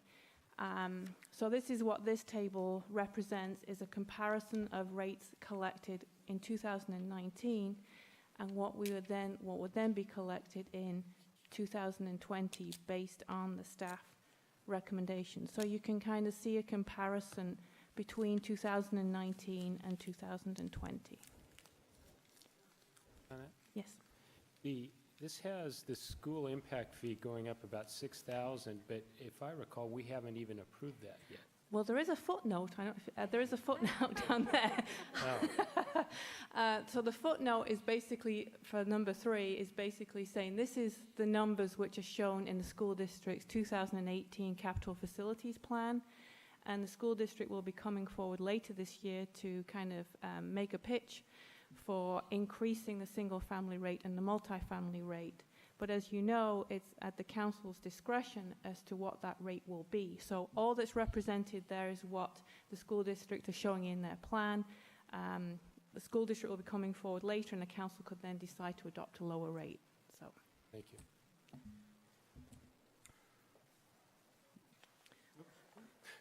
Your Honor, if I could just make one thing crystal clear, I'm sure you all know this, but for everybody's benefit, park impact fees are a one-time fee for new construction. Just want to make sure that's clear for everybody in the room. so that ends the presentation, and we are here to answer any questions. Questions, Councilmember Curtis? So just a general comment. Thank you for all your hard work. It seems like the first time I remember doing this, it was just plumb a lot of work, and we got in the weeds way too deep. So thank you for a great summary. That's why we were paying such close attention. There's a lot of data in there. But you logically took us through it, and I think it's pretty obvious what we're trying to accomplish here. I actually found the last, the very last page of the presentation, the one that compared the different rates for the impact fees for the different, yes, there we go. So I always ask myself, does this make sense? So I sort of looked at traffic impact fees, and I said, around $10,000. And then, people drive on the roads almost every day. So those new folks should probably handle their share of the new road projects. And parks, they don't go to parks as often as they drive on roads, so it should be significantly less. And then I said, surface water is most important when it rains, and it doesn't rain every day of the year. So it had the feel of like, this kind of makes sense to me, based on the use, without any numbers whatsoever. So that's my overview. It feels about right. Great analogy. Actually, I would look into my test, and next time I do this study for somebody else too. It really is. Thank you. I clearly think we need to discuss the impact, the school impact fees with that light, that perspective. So, can I ask you a question that may tax your memory a little bit? Do you remember Of course, Mr. Mayor. Do you happen to remember where Sammamish's park impact fees were? It's the highest in the state. Transportation impact fee is also the highest in the state. It's about 6,700 something. Okay. Well, we're allowed to go to 6,000. And you're just looking at a per capita rate for the people that we have to come up with that number. Is there a reason that we couldn't go to, since it's a one-time fee on new construction only, is there a reason that we couldn't go to 45? There's no reason. You have the legislative authority, and I'm going to defer that to the esteemed city attorney. You certainly can do that, but I'll let Dante answer that. Thank you very much. No, it's within the council's policy discretion to identify the rate. As was very well put, you have the maximum in front of you, and then you have the ability to differentiate based on rational discussion. You know, it has to be rational, it can't be arbitrary while you pick something. But no, you absolutely have the discretion within the parameters that were provided. All right, any other questions? Councilmember Smith? Thank you for that. This actually really laid out well, and it was really nice to navigate through it with you. I was curious, it had are these surrounding cities. Do we happen to know what Lake Forest Park is, since they're right next to us and they weren't on the list? I was just curious. They don't have a parking impact They don't fee. have any park impact fee. Oh, really? That's the only city that I know in the region that don't have this. So that would have brought the average down significantly.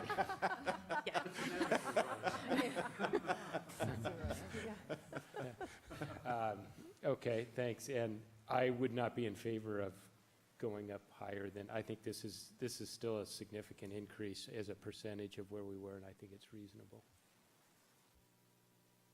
Deputy Mayor? Yeah, as always, Ben, you are incredibly thorough, and I appreciate that. But I can't imagine the amount of work in the spreadsheet you must have put together to make all of this work. Yeah, I agree with Councilmember Smith. I think that this is a well thought out staff recommendation, and I'm supportive of moving forward with it.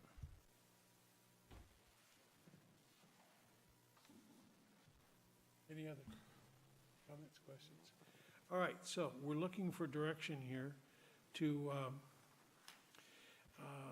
update the park impact fees and to decide when the fees should go into effect. What are our choices there? What are your choices?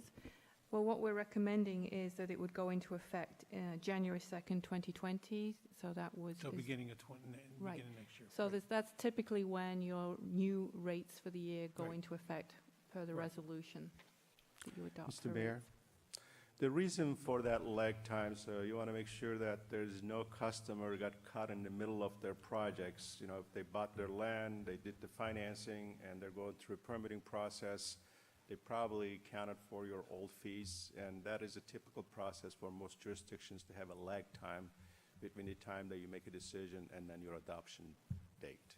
But that could also happen to somebody that was going through the process in November. Of course, but you know, at least you give an advance notice, Yeah. and you're planning notice right now. And then preparing an ordinance and schedule public hearings. Right. So we're clear on when all of that would happen. Well, I think what the first indication would be is what council direction is on the actual fee that you would like to go into effect for 2020, whether it's the rate that's in the rate study or something less than that. Staff is recommending something less than that, but we're looking for council direction on what you would want that fee to be. So I think there's a general agreement from what I've gotten on the staff recommended fees. Am I correct in that? Okay. So that's the recommendation that we would like to see. Okay. And I'm certain that January 1st of 2020 is fine. And the question then is on the public hearing. So We will have to schedule that once we've kind of gone through some required noticing requirements. We have to go through a SEPA notice. Right. We have to go through a commerce notice, and then also advertise the public hearing. So when we've kind of put all those dates together, my guess would be we would be bringing back an ordinance for your consideration in July. okay, so then obviously you'd be preparing the ordinance and the adoption of the rate study in that ordinance. So have you got general direction there? I do. I believe Ben has a comment or a question.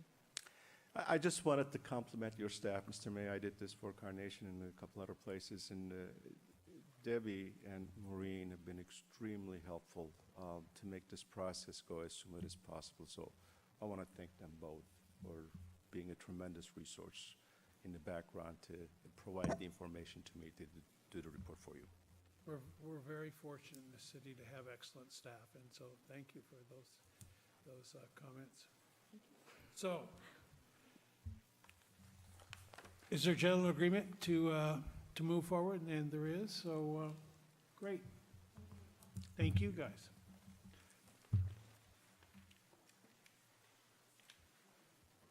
So, next item on the agenda is ordinance number 19-0486, Puget Sound Energy, Inc., franchise agreement and contract number 19-C2043, and memorandum of understanding, performance and reliability reporting.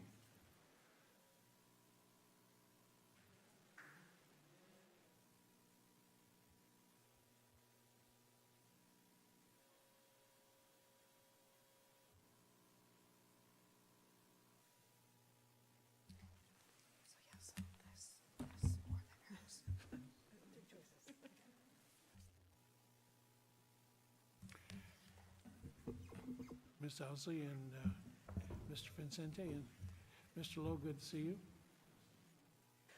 Good evening, Mayor and Council. I'm Nancy Owsley, Assistant City Manager, joined by John Vicente, City Engineer, and by Justin McConaughey from Puget Sound Energy and Julian Lowe from Puget Sound Energy. So we are here tonight to brief you on proposed updated franchise agreement and memorandum of understanding for Puget Sound Energy and City of Kenmore. Okay, here we go.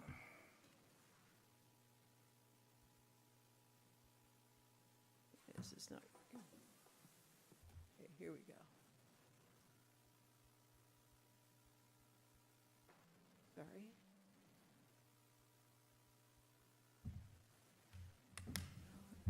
The council will be reviewing an updated franchise agreement. The current franchise agreement was adopted in 2005, had a 10-year term, and it's ready to be updated. Also, memorandum of understanding that primarily deals with reliability issues. And in this case, the MOU must be signed by the parties in order for the franchise agreement to become effective. And that was one question that Mr. Johnson raised earlier tonight. We are scheduled to give background briefing tonight. John and I will do a quick presentation, and Julian and Justin will follow with some more details from PSE's standpoint. Council action is scheduled for June 10th.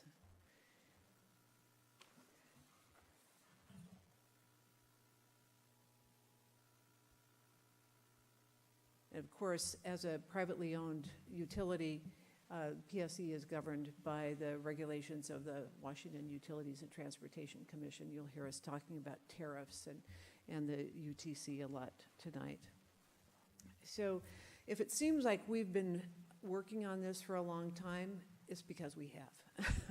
I was looking back in emails today, and one of the first ones that we received from Mr. Johnson was in 2015. And so it's been a long but very worthwhile journey. And some of the goals that we identified pretty early on was mainly improved power reliability for Kenmore customers. I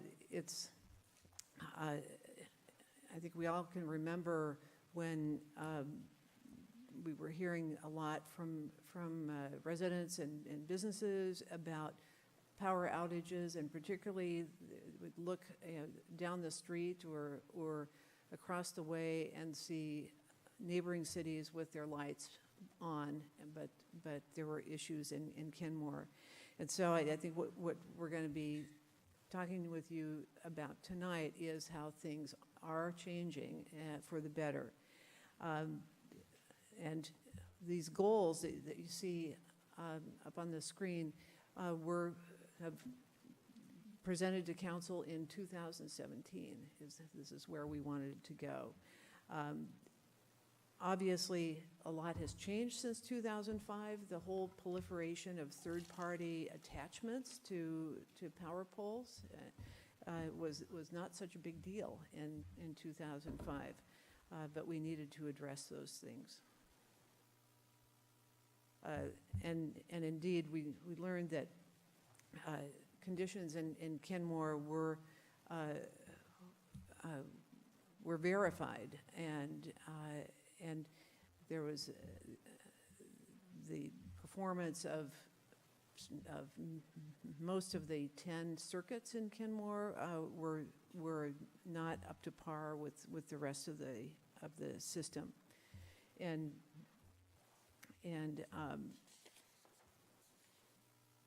a lot of work needed to be done. One of the first things that we did was contract with Exponent Engineering. They had worked with the city of Bellevue on reliability and other issues, and these are some of the recommendations that their report in 2016 laid out, and I think you will see most, if not all, of these recommendations reflected, particularly in the MOU that's being brought for your consideration. So again, they pointed out a lot of helpful things that we should be looking at. PSE got started in 2016 with some really relevant improvements. They'll go into more detail about them, but they track very, very closely with what we were hearing from the Exponent report. We came back to council in January of 2018 with a proposed MOU and franchise agreement, and the council was interested in some greater detail for those reliability goals. And so we went back, worked with Exponent some more, and obviously worked with PSE on that, plus other things around third-party attachments that took a little bit more time, and then some other minor changes with respect to vegetation management and the electric vehicle discussion in the MOU. So here quickly are some features of the proposed franchise agreement. You can see that we're calling for a shorter term for this agreement. The current agreement has a 10-year term. We're recommending a 5-year term that could be extended for additional 5 years by mutual agreement. And there are some things in this agreement that, because it is updating a 2005 agreement, or just, technology has moved ahead. For example, there was nothing about GIS or other mapping software, and so in the 2005 agreement. So this one calls for improved mapping, and then, among other things, adds bicycle passage as well as ADA requirements when there's maintenance work being done in the right-of-way that could impede pedestrian or other travel.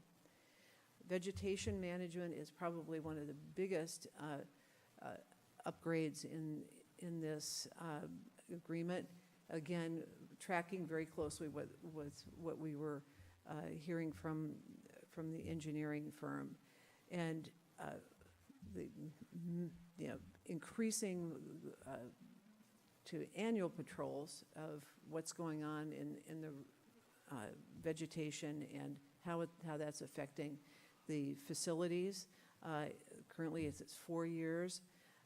It's something that we're also recommending that it's much more of a joint effort between the city and PSE on assessing the conditions with vegetation, because it has been such an issue for affecting the facilities and power outages. And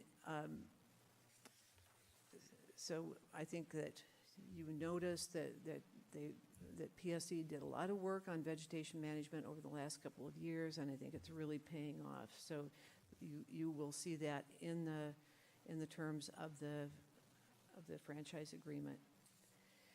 So I'm going to let John Vicente talk a bit about a lot of the work that we did around third-party attachments and what you do when there's a city project or someone else's project and there are power facilities that are affected by that.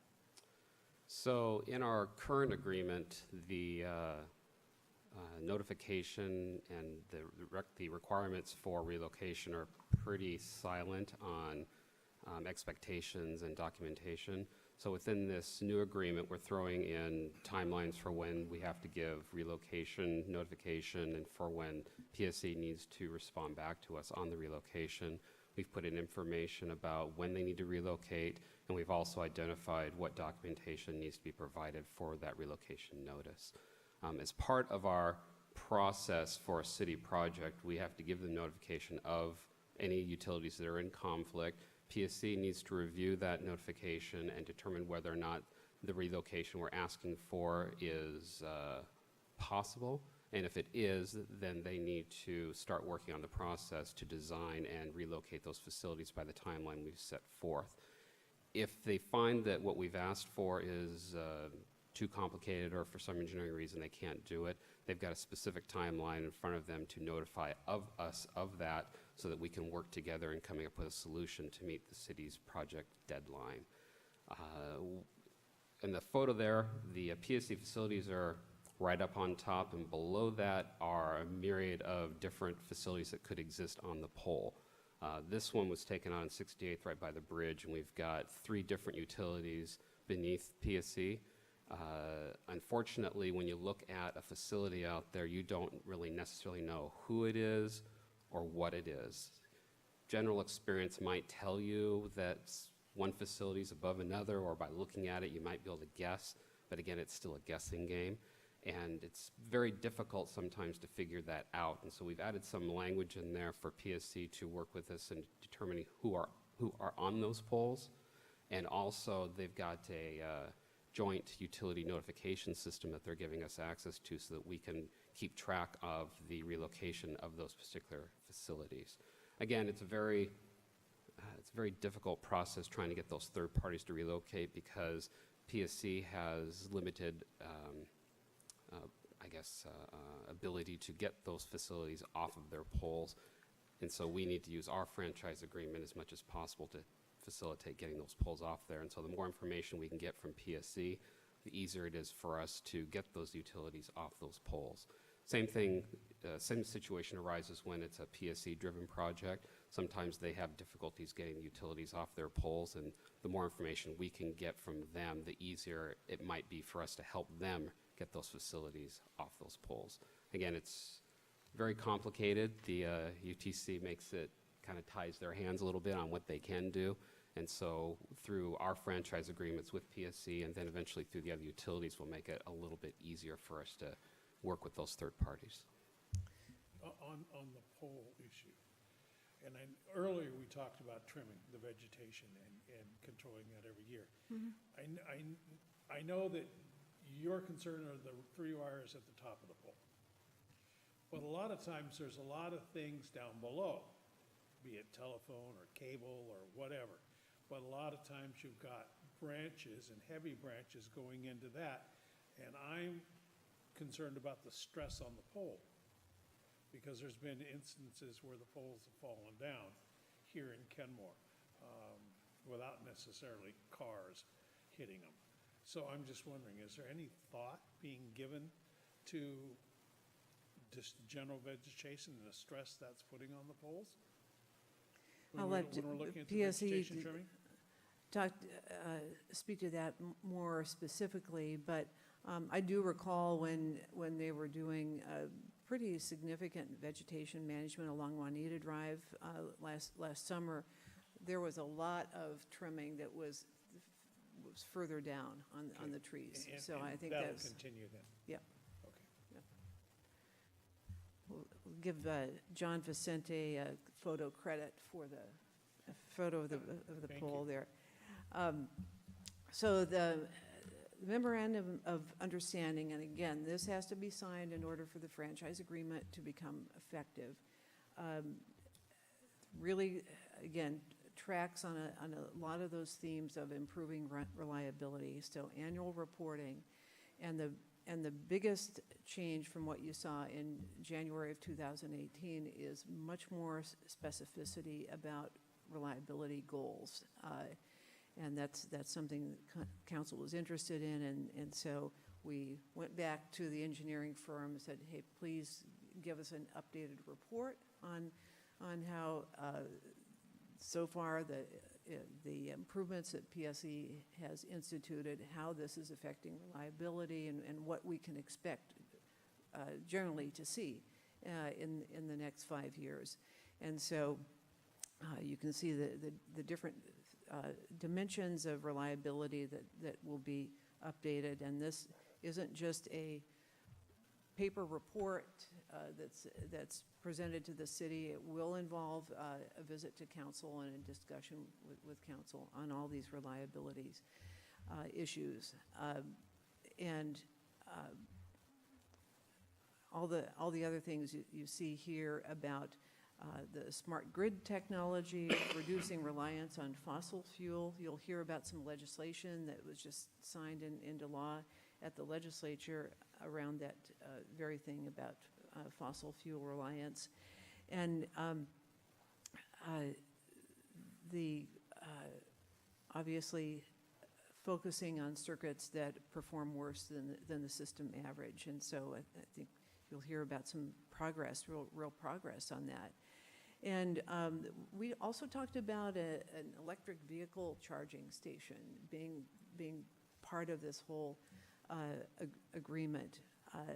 And so some other things have changed more recently around this, and Justin and Julian will talk about that in greater detail, but the UTC did approve a tariff, and a new pilot program that is going to be a system-wide opportunity for more charging stations to be installed and evaluated. So that's one thing that has changed since the last time that we were at council, but that is still in the MOU that we're going to be evaluated along with every other jurisdiction for inclusion into having those charging stations in Kenmore.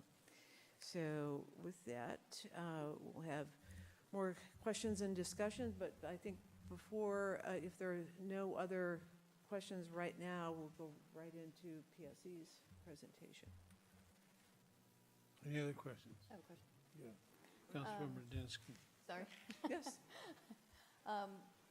For the franchise agreement, you've got 5 years with an extension of 5 years, but then the MOU is only 5 years, and it doesn't mention an extension at all in that. So after 5 years and we extend, do we just lose the MOU? How does that work?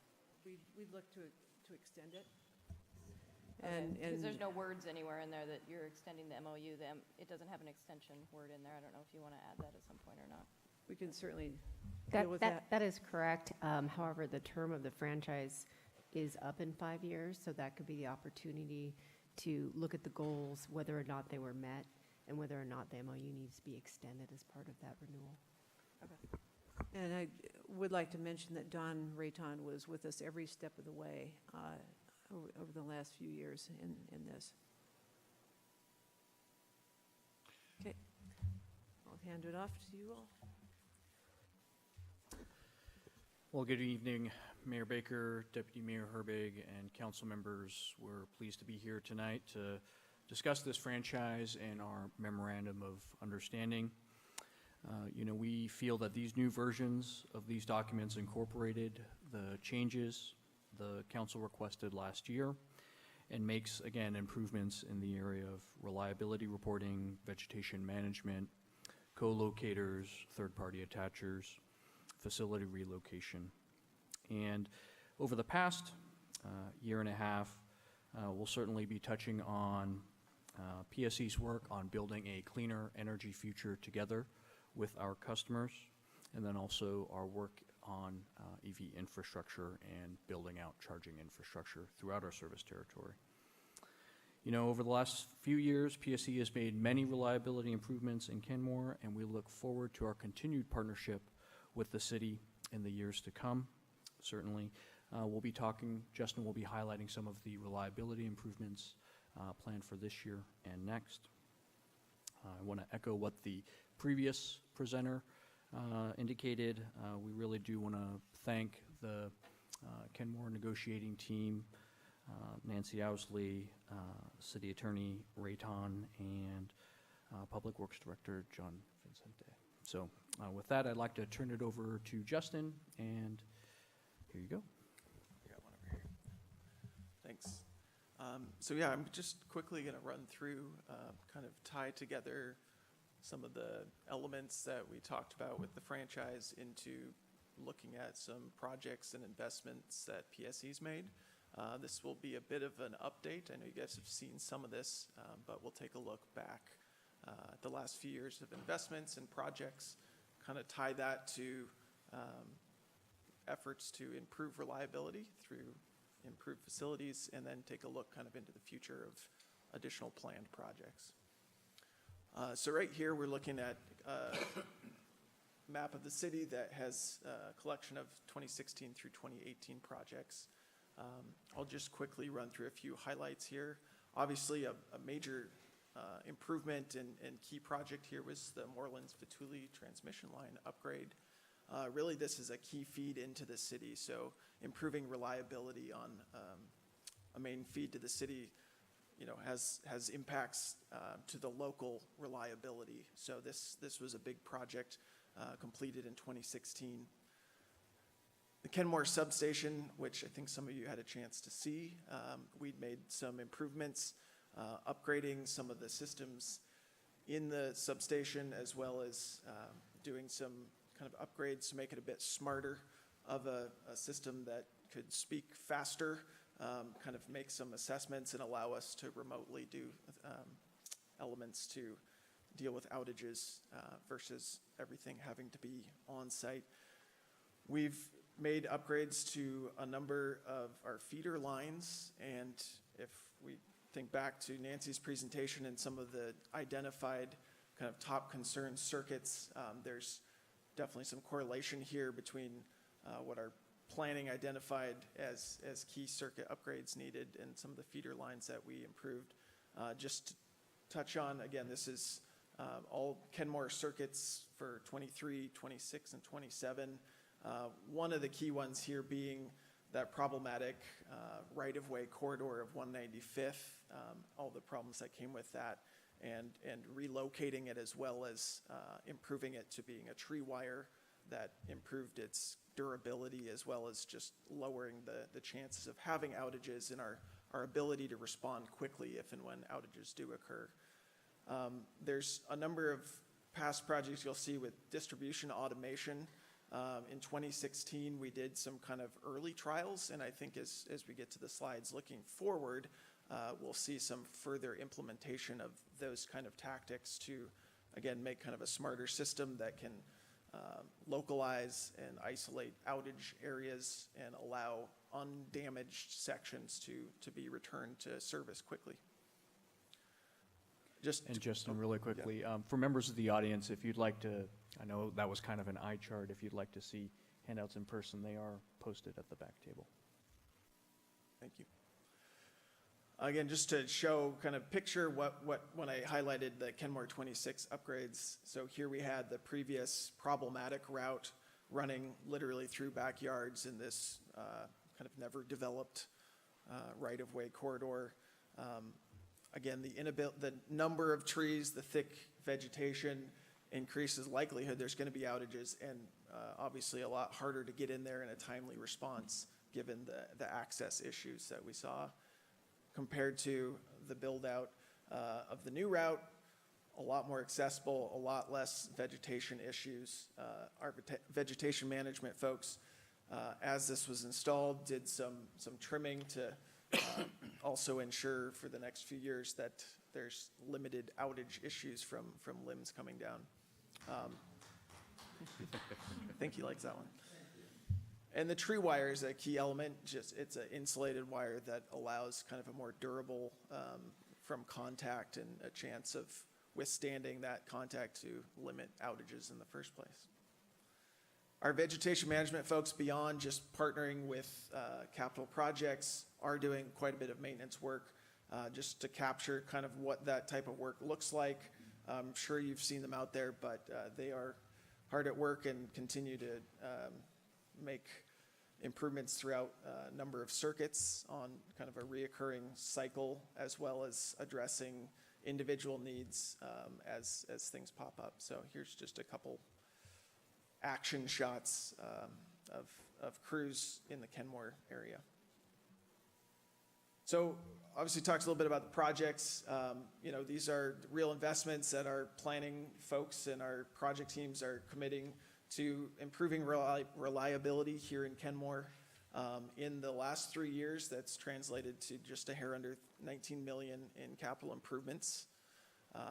Obviously touched on the transmission line, substation upgrades, a number of, again, distribution rebuilds. Those are kind of the key backbones to each of these circuits to different neighborhoods in the city, as well as replacing some aging underground cables.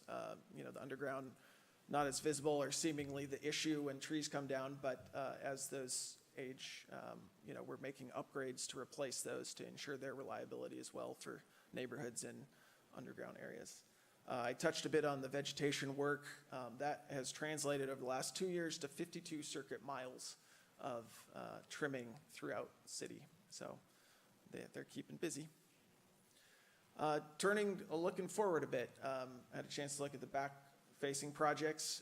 More of the same themes, more feeder projects. So these kind of key routes that, you know, the feeder line then continues on to distribute to the local streets and homes. So improving the reliability there has a net effect to the surrounding neighborhoods.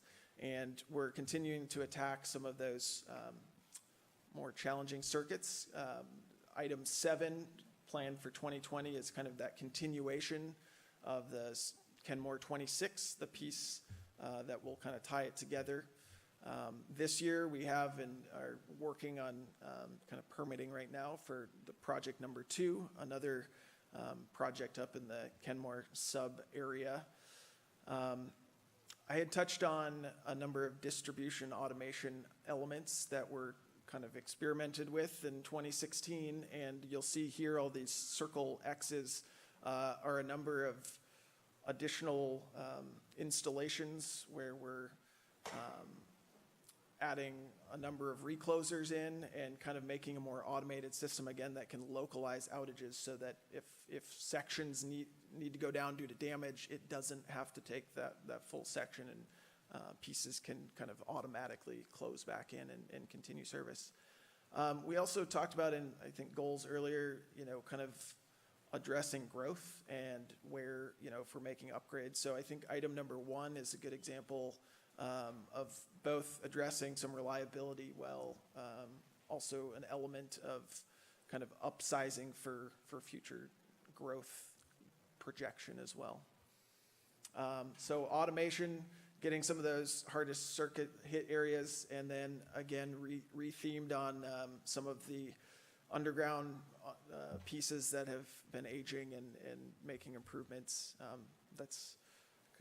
I missed probably the most significant one, Inglewood substation. Similar to what we saw with the Kenmore substation, we are going to be making major improvements to the Inglewood station, which I know has been kind of the other problematic area. So looking to duplicate some of those reliability improvements for that substation as well, and kind of bring it up to a more modern system there. Again, just a quick highlight of kind of what I just touched on, a little more spelled out there. So in a snapshot, you know, when we talk about reliability and how to improvement, a lot of it relates to what kind of investments we're making. And we are then seeing some correlation in performance the last couple of years since some of these improvements have come online. We're seeing it overall improve significantly from just a couple years ago in 2016. Comparing 2018 and 17, kind of the trend has been over 300 minutes of outage duration minutes per customer's kind of average time in a year. That's a significant drop, and the biggest contributor in terms of performance improvements have been in that 26, 27 Kenmore area. So again, some correlation between some project improvements and noticeable reliability changes. So at this point, obviously still some projects left to do, still continuing to invest, but in this last year, we did improve from over 300 minutes down to within 20 minutes of the average outage duration for 2018 versus 2016. And as touched on, there are a number of projects that were, again, focused on data about where reliability and where issues and where we can kind of invest for the most impact improvement. Those were the projects that kind of touched on in the last map I showed. I'm going to turn it over to my colleague for talking about a couple additional items. Yeah, so we also recognize that in addition to safe, reliable energy, our customers are also increasingly demanding that it be more sustainably generated. And so over the past year, we've worked with stakeholders like legislators, the governor, environmental groups, and even local communities in their interest for clean electricity. And so coming out of this state legislative session, we saw the passage of Senate Bill 5116, which is the landmark clean electricity legislation. Some of the key elements of that include eliminating the cost of coal-fired power from rates by 2025, supplying 80% emissions-free generation and carbon-neutral electricity by 2030, with a policy of 100% carbon-free energy delivery by 2045. Associated with that, we'll need to be filing action plans to describe our efforts to meet that goal.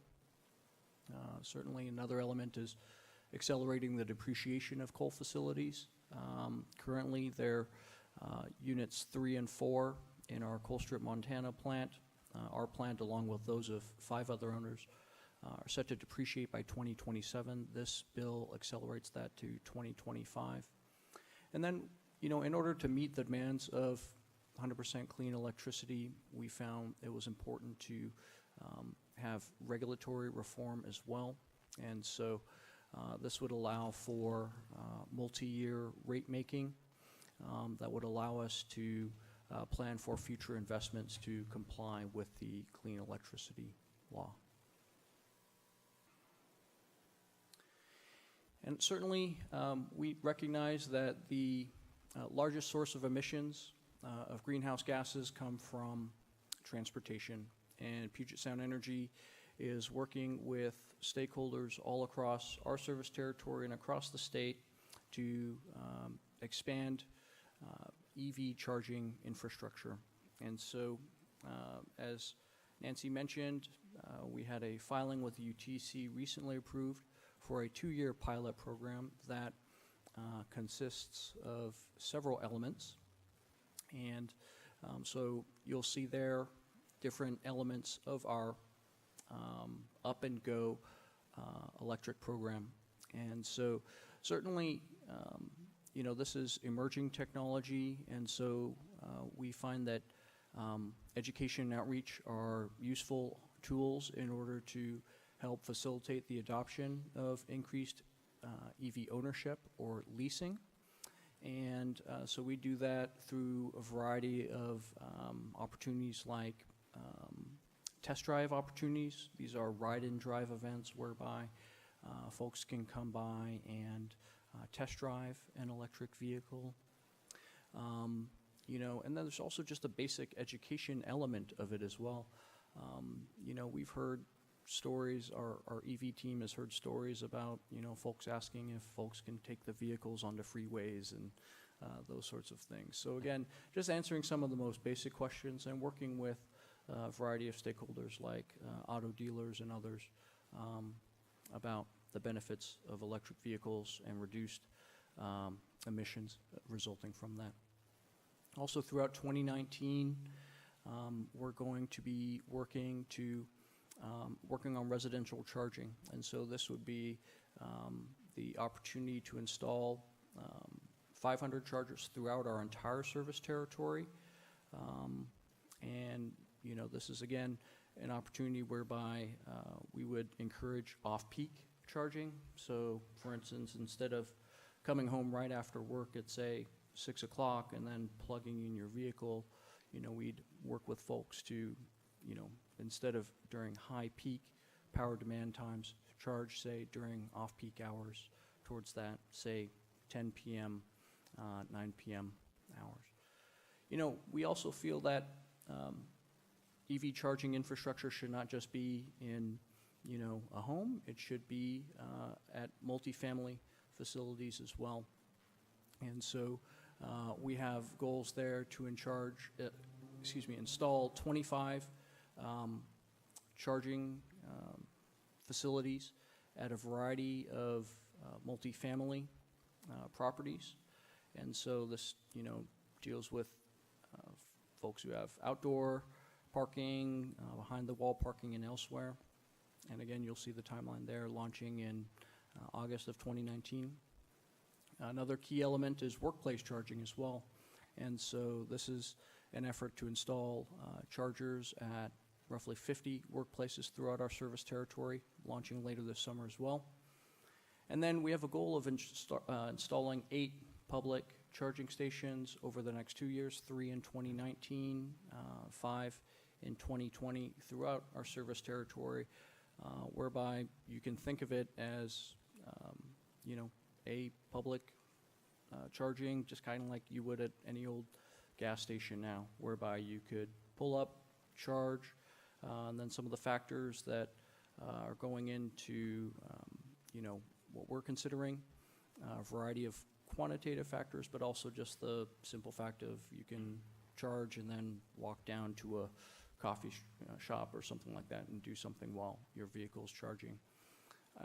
You know, some of the things I want to make really clear about this is we want to, you know, work with stakeholders in the public sector, private sector, through working with our partnerships with business stakeholders, residents, et cetera, to make them aware of these programs. Certainly, we'd like to work with council and city staff to make residents and businesses aware of these opportunities for charging infrastructure as well.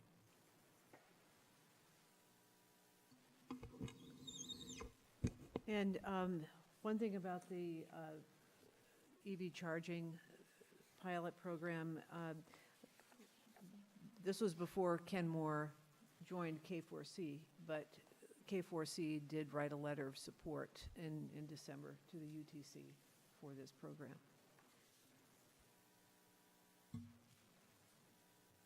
Questions? Actually, I do have a question on the, excuse me, on the EV charging. Julian, can you tell me I don't know, it doesn't really say how the scoring works on how, whether it's the multifamily properties or the public sector locations, but what do we need to do as a city to score well or to have a high probability of getting some of these facilities in our city? So certainly with the elements of multifamily charging, it'll involve the active participation of the various multifamily property owners here in Kenmore, making them aware of the program and encouraging them to apply. So Certainly. Is it a grant, or does PSC pay for the whole facility, or when you say for them to apply, or do they have to, is it a shared expense, or how does that work? Yeah, we'd be handling the installation. Let's see, so it's going to be free level 2 chargers, up to 3 location for tenant charging. And what'll be included with that will be free installation and maintenance by a PSE service partner. And so I think, certainly the key elements of any kind of pilot program are making individuals aware of those opportunities. As it relates to public charging, there are a variety of factors that are going into that. We're doing that analysis work right now, and I believe we'll be set to be sharing that as an update with the UTC the next month or two. Okay, thank you. Councilmember- We have met with the team at PSE who's in charge of this new initiative. And so you can bet that we're going to be closely watching, how can we make sure that we're in the best position possible to get these resources. And Your Honor, I would argue that when they do cite these public stations, that they look at what we call deserts of EV charging stations, and I think Kenmore might pop up as a desert. Councilmember Curtis. So these questions might illustrate my ignorance, but how long does it take to charge a car up? Is it some batteries you want to get it pretty low and then charge it up fully? Can you just like pull in and get, like sometimes you only have a few dollars worth and you throw in $3 worth instead of filling it? Sure. Can you put in 10 minutes worth instead of a full charge?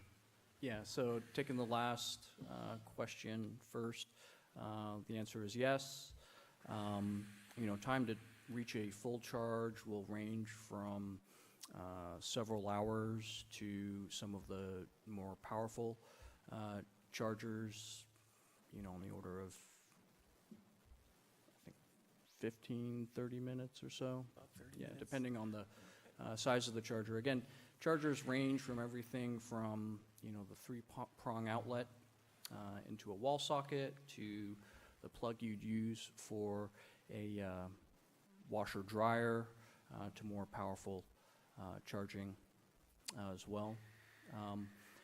So again, to that end, the whole idea of draining down to the last bit, I don't think there's any need to do that as far as I'm aware.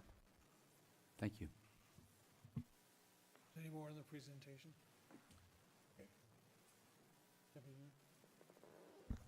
I want to start off by saying that I've now gone through 2 winters without having to throw out my fridge, so I want to thank you guys very much for the improvements. It is noticed, it is recognized, and I appreciate that. I want to thank staff for all the work that they've done on this over the last however many years. It feels like it's been going on for a while. I really appreciate all of the work you've put into it. I think we've gotten to a place where a lot of our comments have been reflected really well in the MOU, and I appreciate that. I just had one little question for PSC. I noticed you were very careful in how you worded eliminating costs of coal power from rates by 2025. Does that mean, that seems to imply that you wouldn't be using coal power, but it doesn't actually say that. Does it mean you'll be off coal power, or does it just mean you won't be charging for coal power? And maybe this is getting too far afield, but I'm just trying to get a sense of what that means. That means we won't be using coal power. Okay, thank you. Any other questions? So we will act on this on June 10th. But I guess, I'm not hearing objections to either the MOU or the ordinance itself. Everybody seems to be happy with that. So anything else you're looking for us? No, I went through the list that Mr. Johnson Yes. went through in his comments, and I think we addressed all of them in our briefing. Thanks. Thank you. Thank you very much. Thank you.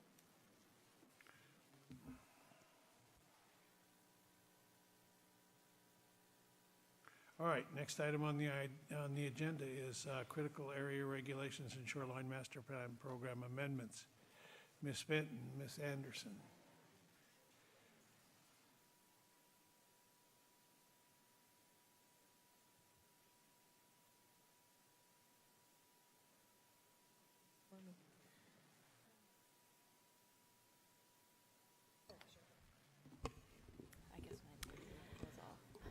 What? Yeah, while you guys are getting situated and you're getting this, we're going to take about a 2-minute break. Oh. I can't feel my legs.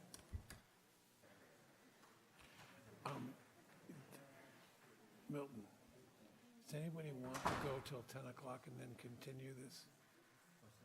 Does anybody want to go till about 10 o'clock and then continue this? Huh? You think so? I don't know. Yeah, that's all right. Then we got a staff report. Rob? Rob? What kind of staff report you got tonight? What kind of staff report you got tonight? What's the correct answer? Well, no, otherwise we'll kill this and after a short period of time and then come back and get it. How long is this break?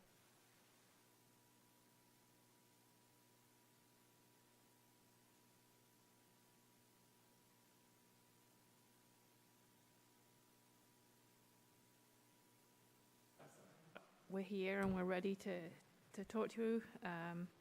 So there is a deadline that we're facing. We need to have the shoreline rules in effect by June 30th. So it is important that we get you direction this evening.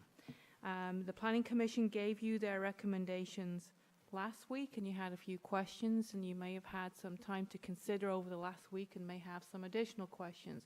What we are particularly interested in, if there are any changes that you would like to be made that we would then have to bring forward to the public hearing. So it's critical that you identify those tonight.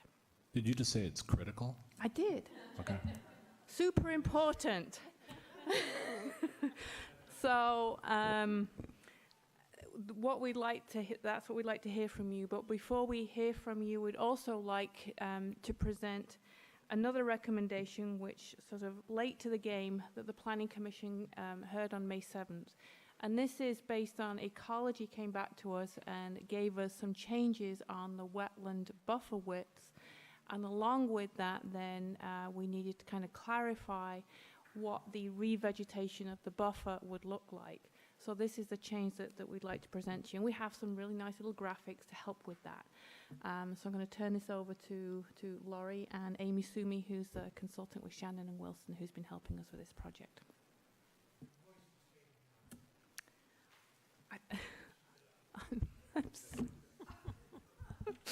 Sorry. I'm getting tired. Oh, good evening again. So as Debbie said, the primary purpose of tonight's discussion is to try to answer questions if you have them and then to get your feedback and direction on the amendments. Again, we're hoping to have the adopting ordinance with the public hearing on June 10th. So the amendments that we want to touch on briefly before we turn it over for your questions, there are actually 2 of them. One is a very minor amendment, and it was included in your packet, but it was to correct some shoreline buffer recommendations along Swamp Creek. Inadvertently, some numbers were left out of a critical row, and so we caught that when we were doing the environmental review and cumulative impacts analysis. So we need to fix that, and the changes were in gray highlighting as opposed to the typical yellow highlighting. So not really a substantive change, it was an error.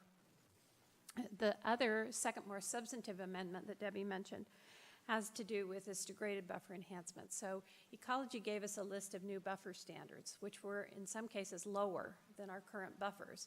And as we pondered that, we suddenly realized that although they had not called it out, in fact, they were assuming that if there were a degraded buffer, that it would be improved. And we didn't have any regulation that required that in our draft rules. So we looked at what other communities had done, and they had different approaches to enhancing degraded buffers. So we came back with the proposal that's in front of you tonight, and in a minute, Amy's going to use the illustrations, which make it a lot more comprehensible. But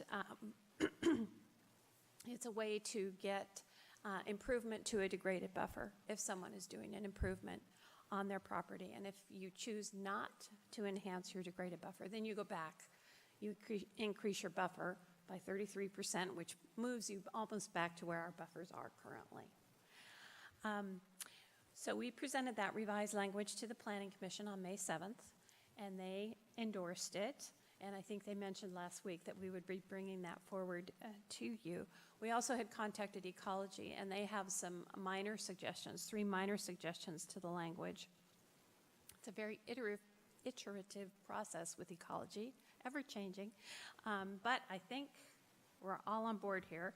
And the first change that they're asking is that we had set it out so that if you did new impervious surface, then you had to enhance your degraded buffer if you didn't want to increase. They called out to us that, well, you wouldn't want to consider any impervious surface on the lot. Really, you should only be considering the new impervious surface between what your regular standard buffer is and what the increased buffer would be. So, and again, Amy's going to use these illustrations to walk you through that. The second change they wanted was to call it, rather than an enhancement plan, to call it a revegetation plan, to make it clear that really vegetation is the fundamental thing that we would be looking for in enhancing a degraded buffer. And then the third thing is to just make it explicit that if an applicant were to choose the increased buffer route, they want to increase it by 33%, that's over the whole buffer. You can't pick and choose different parts of the buffer because some are degraded and some aren't. It would just be a new buffer line. So with that, Amy's going to quickly walk you through these very nice illustrations. Okay. All right. Oh, you want to use this one? Yes. All right. Thanks. And just maybe a tad bit more history to add on to what Lori said, just related to what the ecology model language actually was. It was, as Lori said, there's a presumption with these smaller buffers that they ended up being their final recommendation, that the buffer is either native vegetation or that you will make it so. And they don't include any proportionality in there. So if you were doing some little change on the site, you would automatically have to revegetate any degraded buffer that's on your property. Even if it was, 10 square feet of new something and then, thousands of square feet of buffer enhancement.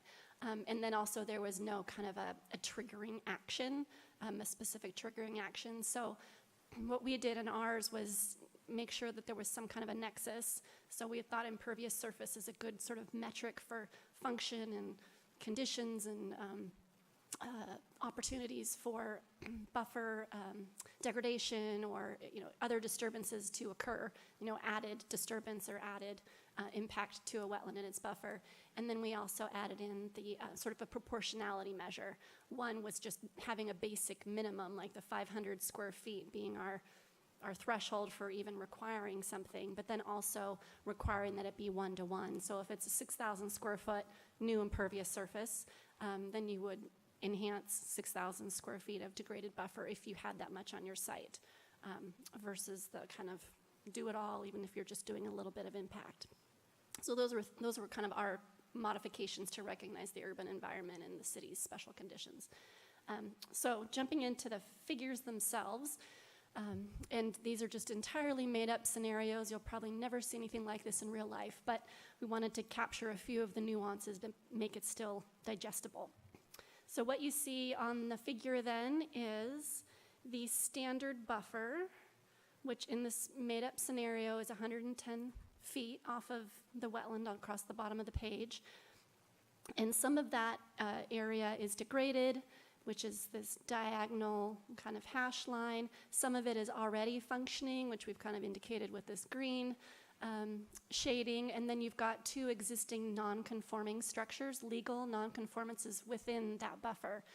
We also made sure in our regulations that if you have a legal non-conforming structure or use within the buffer, that you're not required to get rid of it as part of this, this effort.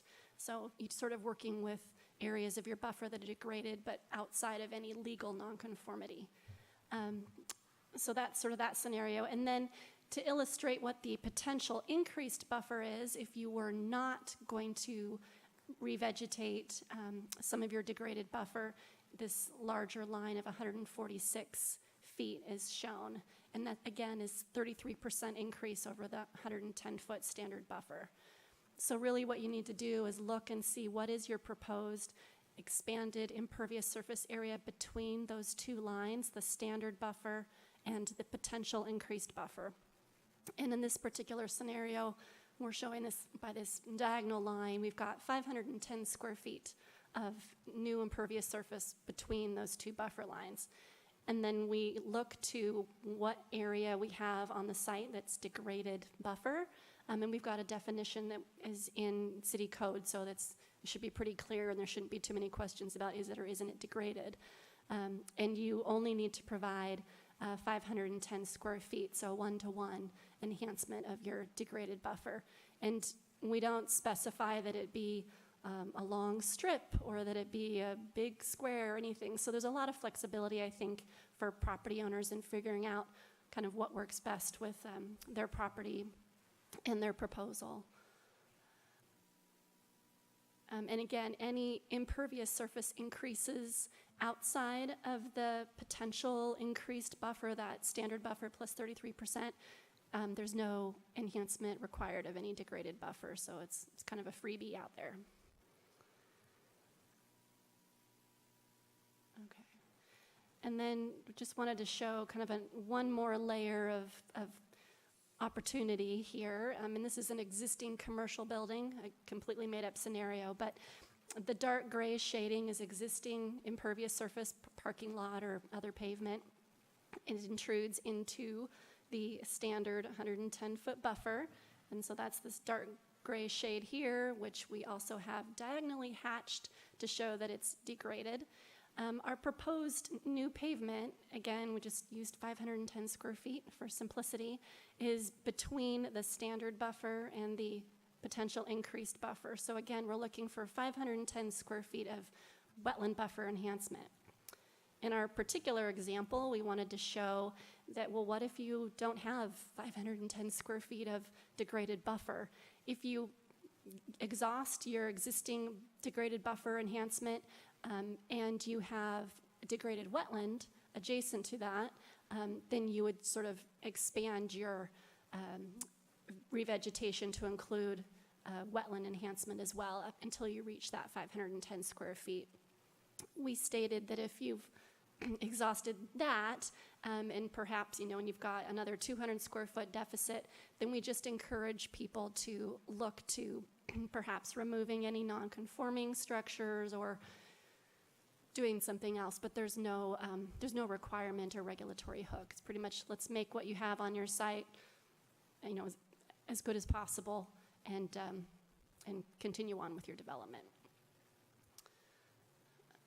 Are there any questions kind of about those two or any other scenario? There's a lot of, every site's going to be different. I'm sure there's going to be a huge array of potential configurations here. Councilmember Smith. So I have a question on the last slide. Could you bring it up just a little bit? No, I'm sorry, the last, yeah, and bring it up so I can see. So if you have to revegetate a buffer area, is that a significantly different standard than the wetland revegetation? In terms of like if there's any other permit requirements or special? Right. No, if it shouldn't be. If somebody didn't have the degraded buffer area to revegetate, I'm just wondering what the process. Unless you're going to do something in a wetland that would change like the grade or the hydrology or something else, then you can do a simple revegetation, removal of invasive species, and installation of native vegetation just through the city. And it's not going to trigger any like Corps of Engineers or any other more tricky. Exactly. Okay, yeah. thank you. And that was one of the things that Ecology commented on as well, is wanting to make sure that we weren't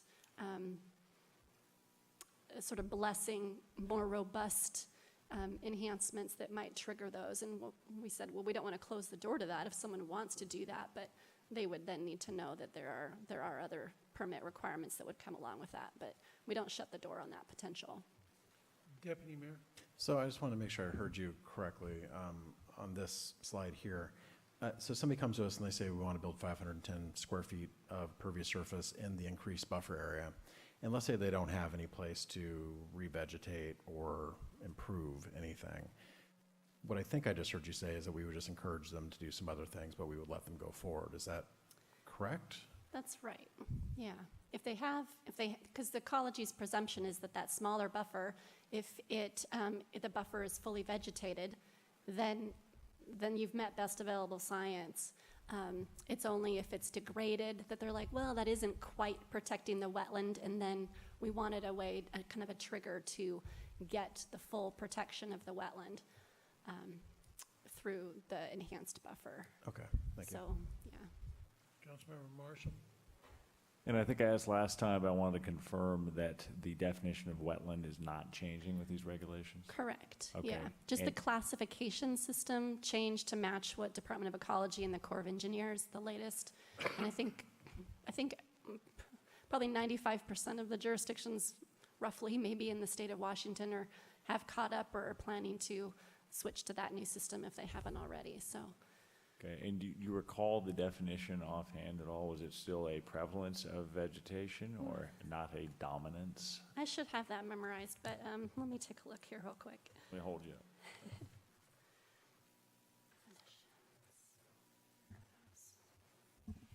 up. I will say that definition is one that the state has been, they watch that. So I know for sure that it's in conformance with the state requirements.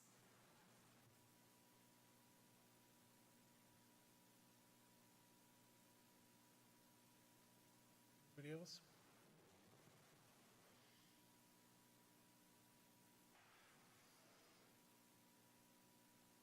All right.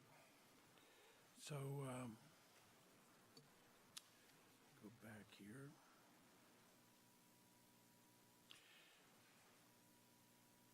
Anything else you need to know?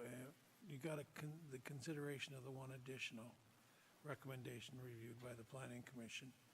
Councilmember Marshall? So I do have something on specific direction regarding the great blue heron, and that is examining the gap study, and I think the study that was from 2012, I believe it was, that accompanied that, and then looking at how they came up with the different areas of buffer or protection for the heron. I think the proposal is to decrease the heron's protection with the buffer as to the buffer, and I saw that the study said that was based on classifications into urban, suburban, and rural heron populations, with some idea that like urban herons are able to tolerate people more. But I thought that was, those to me seem to be overly broad. I mean, while they may be accurate for what was studied and what was presumably accurate data gathered and everything, I thought that was overly broad in application for any given heron area, that we wouldn't know how our herons, our rookery, for instance, might react to that. So I am in favor of just keeping the great blue heron buffer as it is. So if I may, I just want to, touching upon that request or recommendation, there is a legal requirement when we're looking at changes in our critical area ordinances, both in the shoreline area and outside, that if we identify a buffer, it has to be based on the best available science. And so to the degree that we have the experts here, and that's something that the council would like to follow, then there would need to be direction whether or not that in fact follows the best available science. And to the degree that it departs from it, simply an explanation of why we're departing from it, it needs to also be part of the record. So that would be just steps necessary to take for such a request. So then we're going to accept recommendations, and are there any changes that you guys would like to see from the Planning Commission's recommendations? Councilmember Curtis? So I'm inclined to stay with the recommendations of the Planning Commission and not change those. Councilmember, yes, go ahead. So, if I needed to reemphasize then, that would be one of my changes, is I think we should stick with the existing Great Blue Heron buffer as the evidence presented or purported to be best available science. Doesn't look to me like thorough science at all. Councilmember Januski? Yeah, I lean to going with the Planning Commission's recommendation. I think that that's the science that we have, and we've trusted the science in all the other areas of this, so we should probably trust it there too. Yes, and science does have a habit of changing. So I know when we did this back in 2005, I think it was, critical areas ordinance stuff that, yeah, it's changed. Anyway, Councilmember Curtis and then Councilmember Shrubnik.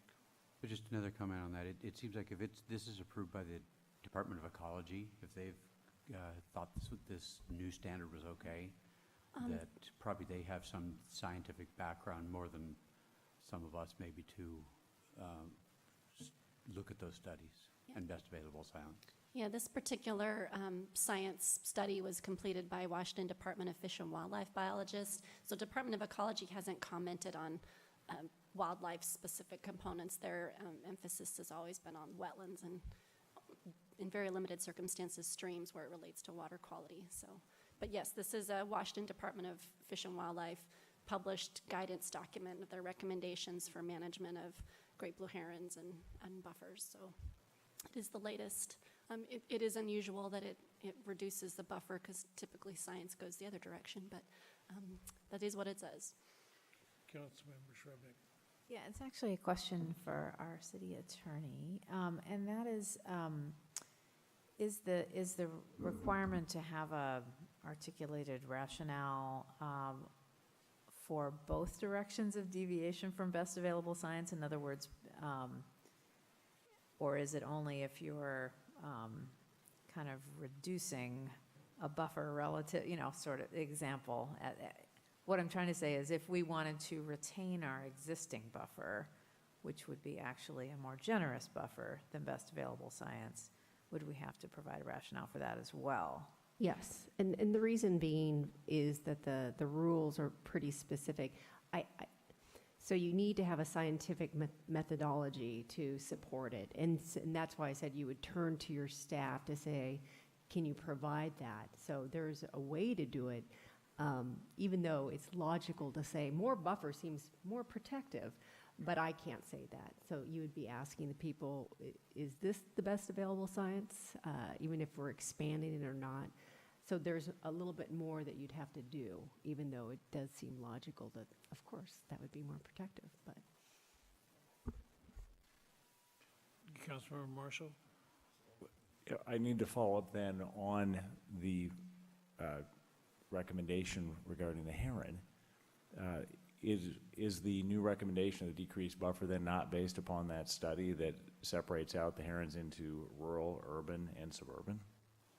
It is. So there, and It is, so, and yeah. there, And based on, I think it's looking at the classification of the land use within a certain distance around the Great Blue Heron rookery in question, and because of the whole Swamp Creek wetland area, it sort of makes the perimeter and the distance around that particular rookery fall into that particular land use category, which was kind of middle of the road, like semi-urban.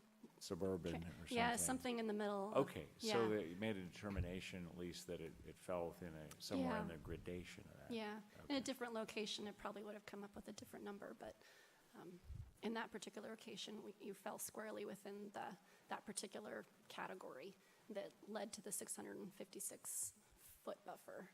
Do we have no other heron rookeries in Kenmore? Not that I'm aware of. Not that we're aware of. Right. But certainly habitat. Habitat, yes, but this is specifically a buffer from a rookery. Rookery, okay. And the study's from 2012, right? Right. Yeah, Yeah. that's our best available science. Thank you. All right, so then we're in agreement to accept the Planning Commission's recommendations, including the additional recommendation provided. Mayor Baker, could I make one comment? Yes. At the meeting last time, Councilmember Shrubnik talked about a trail issue where in the recommendation it talked about non-motorized trail, and the suggestion was that it should in fact reflect pedestrian trail. Staff supports that recommendation, but I don't think you officially made a recommendation on that. So are we in agreement to accept staff's recommendation? I I'm seeing am all not. sorts of nods, Yeah. so, all right. With the exception of me. Pardon? With the exception of me. With the Yes. exception. Yeah, and Okay. So you have everything you need? Yes. Great, thank So you. we will work towards coming back for a public hearing and ordinance adoption on June 10th. Great, thank you. council, or for council, does Council Rayton know, does best available science have a time limit? Is it supposed to be current rather than based on 7-year-old studies? So I think the requirement is on what is out there currently. And if the most recent one is 2000, did you say 14, 12? 2012. Then they would consider that to be the best available science. Thank you. You're welcome. All right, thank you. Next item on the agenda then is staff report. Thank you, Your Honor. Just two things really quick. I want to recognize Dawn Rayton as our acting city attorney. She's no stranger to us, and we're pleased that she's willing to step into Rod's role. You know, Rod's last council meeting was last time, and so Dawn's going to be our city attorney while we go through this request for proposals process. Dawn is also of Inslee Best, as you know, so welcome. We're glad to have you. Also, Ms. File had some public comment earlier tonight.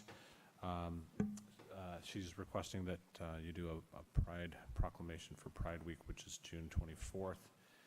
I'm assuming that you, based on the fact that you did it last year, I'm assuming we'll do it again this year and bring it forward to a council meeting in June.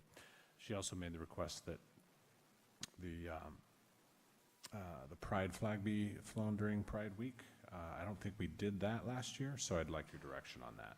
You can either give it to me tonight or in a couple weeks. I've got a question on that for the city attorney. If we flew that flag and somebody then came and asked us to fly a Make America Great flag, would we be in any obligation to do that?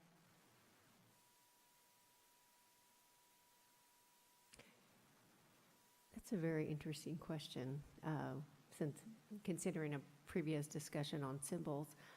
Let me think about that, because I need to ask a little bit about whether or not you have policies regarding what can and cannot be put up or We not. don't have any flag policies, that I do know. But you do have other types of policies for the facilities, so I could at least take a look at those. And I'll definitely get back to the city manager on that.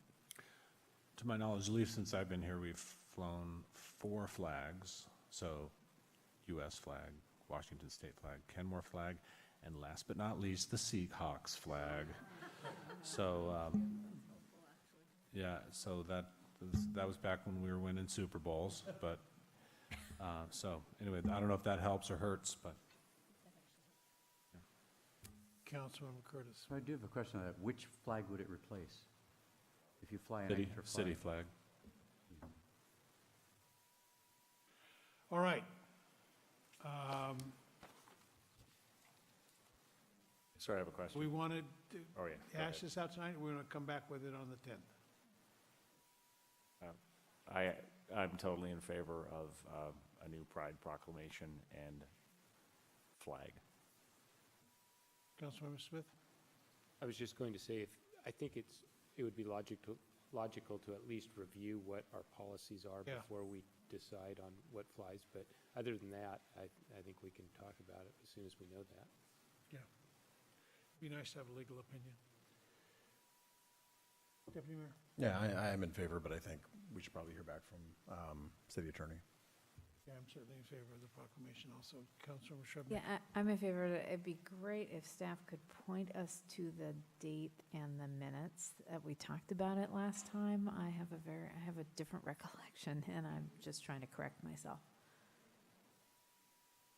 When we talked about it last year, a year ago. You know, she thought. The resolution and the minutes.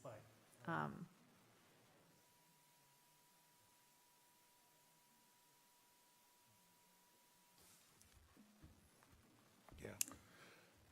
That's all I have. 4 minutes to go through. Yeah. Okay. Is that it, Mr. City Manager?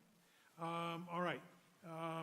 Councilmember reports and initiatives. Councilmember Smith. Nothing to add, thank you. Councilmember Marshall. If I hadn't already updated you, a very productive meeting with North Shore Parks and Recreation service area last week, so. Councilmember Curtis. Nothing to add? Councilmember Shrubnik. Nothing to add. Councilmember Danuski. Nothing for me. Deputy Mayor. Nothing to add. I was back in DC last week and had meetings with a number of different people, certainly our delegation, Congresswoman Del Bene and Senators Murray and Cantwell. And we talked about the Ballard locks. We also talked about the $6 million or $6.5 million that we received for the dredging project. And my understanding from the conversations back there is that's enough to complete the dredging project. And it may not require all of that. So we're still waiting on some studies, but it's good to know that at least the opinion is that's enough to complete the dredging project. A few years late, but enough to do it. So we, in addition, we met with Congressman Derek Kilmer and Rick Larson. There was a meeting with Kim Schreier, but I didn't have the opportunity to go with that. Office of Jamie Herrera and Adam Smith and Congresswoman Jayapal. So it was some very, very productive meetings, and it was a great reception for Kenmore in there. So I certainly appreciate the staff back there and how they work for the city of Kenmore. So if there is nothing else to come before us, we're adjourned.